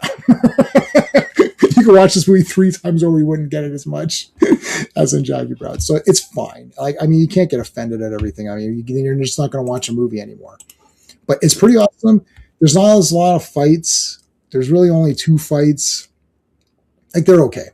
I still like American Ninja better because I prefer a fun, they win at the end and, that kind of a thing. This one's like not like a fun movie, but it is still a very cool movie. So you guys should check that one out. Handsome Guys is also screaming. Handsome Guys? What is that? Handsome Guys? Remake of Tucker and Dale. Oh, yes. I never saw this. Have you guys seen Tucker and Dale versus Evil? No. Have you seen that? Yeah, I saw it a while back. It's like years ago. That movie. Do you know what it is, Steve? It's genius. Oh, I'm not aware of it. Okay, so it's these two hit guys. It's a slasher movie where the victims kill themselves. So Tucker and Dale. Go ahead, Classic. I say, those movies where people go out into the woods, whatever, and they get terrorized by hillbillies? It's kind of that, but it's done from the perspective of the hillbillies, and they're not really threatening. They're just kind of like these goofballs. Yeah. So it's like they just come in, they're like, how's it going? Like, how are you guys? And then they're like, oh my God, they're going to kill us. And then the one girl like runs into like a wood chipper. Love it. So in the trailer, Tucker Dale, watch the trailer after this. Tucker Dale are like, why are people killing themselves in front of us? I was like, I saw the trailer. I was like, it's so genius. I immediately bought the movie. I didn't see the movie. I don't care. This cannot be bad. It's genius. It sounds like the Rosencrantz and Guildenstern of slasher flicks. It is. It's Yeah, so that's a good unique. way of putting it, actually. Yeah. That's exactly what it is. Kung Fu Joe. As a kid, I wanted to know Kung Fu play two ways most. Oh, dude. Chinese Super Ninjas, or it's called 5 Element Ninja and 5 Deadly Venoms, the 2 5s. I own both those, of course. I had them on every version. I can't remember, Havoc, are you can't remember if you're Canadian, but Super Ninjas is what we called it as well. I love it. I love every second of that movie. It's the fucking best. 5 Deadly Venoms, awesome. Both of those are great, but Super Ninjas is the winner for me. That has to be one of my all-time favorite, like Shaw Brother, Run Shaw, or whatever his name is. Have you guys seen Super? It's called 5 Element Ninja, so they have to fight it's like gold, fire, earth, wood, water. Yeah, there you go. 5 Deadly Venoms is awesome too. It's like, was it Kid with the Golden Arm and stuff like that? All those. Yeah, I've got that too. I've seen that movie. They're talking to people. Can't go wrong with those. Steve James was Kung Fu Joe. Oh, you're right. I'm gonna get you, sucker. You're right. That's right. Steve James. I'm gonna get you, sucker is underrated, hilarious, man. I know. I gotta watch it again. That's the thing is, this is like Black Dynamite, where I wanted it to be straight. How much for one rib? Yeah, let me see if I want. I'm gonna get you, sucker. Hold on a second. I tell you, a movie that's really underrated is Hollywood Shuffle. Hollywood Shuffle is amazing. It is amazing. Robert Townsend is on fire. I don't have it. Hollywood Shuffle. Hold on, let me Black see. acting school classic. Hollywood. It's actually not. I didn't see this. You haven't seen it, J-Man? No. You need to watch that. Watch it. Get it. It's pretty funny. All right. Yeah. Let me write it down. Yeah. Yeah, this is like, I mean, I ain't killed nobody in a long time. Yeah. Hollywood Shuffle. Right. Okay, I'll get that. And then I don't own I'm Gonna Get You, Sucker. I don't think it was on any of it was in the Soul Cinema. There was before they started doing Blu-rays or 4Ks, they used to do, they do what they called Soul Cinema, which is the blaxploitation movies. And that's how I had most of them through that release. I'm Gonna Get You, Sucker. Because I was like, it's not a real, it's real, I guess, but it just I actually like it when it's like they're just playing it straight as heroes. Now I know I only own Human Tornado. I don't own the other Dolomite movies, but I know that Rudy Ray Moore likes, he makes them more fun, the fun ones, but Human Tornado is awesome. But I could accept those because there's still an element of somewhat realism. But I'm Gonna Get You, Sucker was just a spoof, right? But I should really have it. I ain't killing it a long time. Yeah. There's a second 5 to it was it's okay. That's right. Yeah, it's okay. Return of the Deadly Venom. Yeah, it's okay. The Arrow box sets. Is that the 4K ones? Wait, is that Arrow? For which ones, Rogues? The blaxploitations are Shout Factory 4Ks, I think. Hold on. Shout Factory blaxploitation classics. Yeah, there's Shout Factory. Whoa, they went up. Holy shit! I'm glad I got those when I did. They're like 178 now. What were they before? Oh my god, 189! You guys are crazy. I don't know. I think I paid 125 or something like that. Jeez. Okay, so which Arrow box sets are you talking about? The not Dolomite. There was a box set of that which I missed out on. Sean did get it. I missed out on it completely. Kung Fu Joe is the first post-credit scene. The second movie, the zombie scene. I don't remember it too much, to be honest. Hey guys, hey skeptic. What's up, Skeptic? Oh, I yeah. do want to see this. I do want to see this movie. End of Oak Street. Is that the dinosaurs? Yeah. Yeah. It ain't better than, I can tell you right now, it ain't better than the Jurassic Park Return or whatever the hell it's called, Rebirth. Scarlett Johansson. The Scarlett Johansson one. I guarantee it's not better than that. Who's in that? Who's in the End of Oak Street? Let me see. Obi-Wan Kenobi and Catwoman. End of Oak Street. Yeah. So Anne Hathaway, man. Anne Hathaway and what's his name? Ewan McGregor. Ewan McGregor. Thank you. Do they fight any dinosaurs? Do they fight? Do they have weapons or something? This is like I hear they have no weapons and shit. They do. Oh, they have weapons. Okay. There's a lot of running and holy s. It looks like a good horror. All right. I remember when I saw the trailer for Alien 3, and then Sigourney Weaver's like, "You mean we have no weapons of any kind?" I'm like, "I'm skipping this." It's like skipped. Like you have no weapons, then what? Then you're dead. Like you can't beat that. Well, there's only one alien this time. Yeah, but it's a dog or something. It's like super fast and goes up walls. Like you can't beat that thing. Get out of here. So literally in the trailers, like, we have no weapons of any kind. My buddies were all like, what? No. So yeah. Especially after 2, which basically she's in a mech. Right.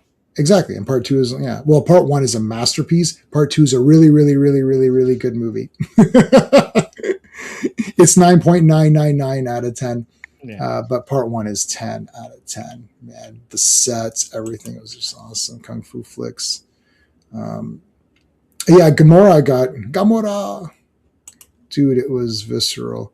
I won't say much. It was great. Okay, I'm not going to the theater for it. I'll tell you that. I am going to see Transformers 40th anniversary. I got my tickets for that. When is it open? September 17th. Okay. Yeah. So Winston Churchill is the one going to T-Rex. Hey, remember the show Sledgehammer? That was a 10 out of 10 show. David Rashney, man. Yeah, he's the best. J-Man, the Robert Townsend movie. There's a funny zombie scene. Oh, okay. The shuffle. Yeah, I'll The zombie scene is ridiculous. Oh my gosh! You better run. I'll get that, and I think I'm gonna get you sucker on a drive or something. I need to rewatch that again. I think he made that movie on his credit card. Oh, the Hollywood Shuffle. Yeah, I think it was his first one, right? Yeah, it was. This was before Kevin Smith did the Clerks thing. Like he made that on credit. I did like. Did you like? Don't be a menace in South Central while drinking your juice in the hood. I never saw that one. Oh, it's really funny. Is it a thing? Is it a It's a spoof, brother? Right? Obviously, it's a spoof because it spoofs all those movies or whatever. Is it a weigh-in spoof or is yeah. It is a weigh. And the guy's like, there's like this Chinese couple that own the convenience store, and people come in and it goes ding ding, like dings. When the black guy comes in, it says N-word, like it just like says very lightly, and then they're like the Chinese couple are like this, like. He's just going to get milk, and they're like super there, and they're like hiding, and they're watching him. While they're watching him, this really good looking white guy comes with a tie and everything, and he's stealing like crazy. But nobody's watching him; they're all watching the black guy. At one point, they open the register, and they're handing the white guy the money. Handing him money. That's weigh-ins, man. That's way. And then they keep trying to wind up each other. The guy's like, I'm gonna bring brass knuckles, I'm gonna bring a knife, fucker's like, I got a gun, and they get to where there's a nuclear weapon. The guy's like, I'm gonna So the guy hauls a truck, he's like, that's right. Yes, I've seen that clip. He's like, I'm gonna cause a nuclear holocaust. The guy shows up with a bazooka. And then there's this girl who has all these kids. Every kid is a different race. There's like a Spanish kid, a Chinese kid, a black kid. She has every. She don't know who the father is. It's like one of every race. It's really that movie would be obliterated had that come out right now. It would be. Can't make that. You can't even do In Living Color now. Oh God, no. no, forget it. No, no, Like, no, even no, no. And that was tame. That's a tame show. I watched a lot of it. It's pretty. I mean, you. It's like it's still on TV. Like you, and that you can't even do. classic. I don't even think you could do. I'm gonna get you, sucker. Now, No way. I don't think so. Probably not. Okay. I'm gonna watch is it. Meteor Man? When did that come out? Because I like Meteor Man. was that technically one of Marvel's first movies? Well, I think what he's talking about is the Robert Townsend movie. Yeah. Yeah. And But I that- know that they did a miniseries. Marvel did a comic. Oh, or did two they of connect it to it? Yeah. Oh, I didn't remember that. Okay. I'll look that up. But yeah, I mean, Meteor Man was neat. I liked Blank Man too, like all these like kind of spoofy ones, which I thought were kind of neat. Like because you know what the thing is, I'll say this and we'll end off. Even in those spoofy ones that are being goofy or whatever, they're still heroes. They actually try to. I don't remember exactly. I'd have to rewatch it, but I remember thinking, Blank Man is trying to help people. Like it's not even like the superhero movies we're getting now, which they're idiots or murderers. It's like they're actually still trying, even when they're making fun of the concept or making it silly, they are still trying to be heroes because even they know it's like, well, yeah, he's still trying to be a hero. It's like, okay. Anyway, we're in a different time. All right, I gotta go. I'm gonna go watch okay. First, I have to get Hollywood Shuffle. I'm gonna get that right now. And then I'm gonna watch. I don't think I'm gonna watch Lanterns. I might watch Salute of the Joker again, just because it's Hollywood Shuffle, and I'm gonna get you, sucker, double bill. I'm gonna get you, sucker, but I don't own it, so I have to look that up. But I will definitely procure or whatever thingy. Okay, that's it. Thanks for watching, guys. I appreciate it. See you on the next one. Bye. Hey friends, you've just been listening to J-Man, and he is the smartest person who ever lived. So make sure you like and subscribe.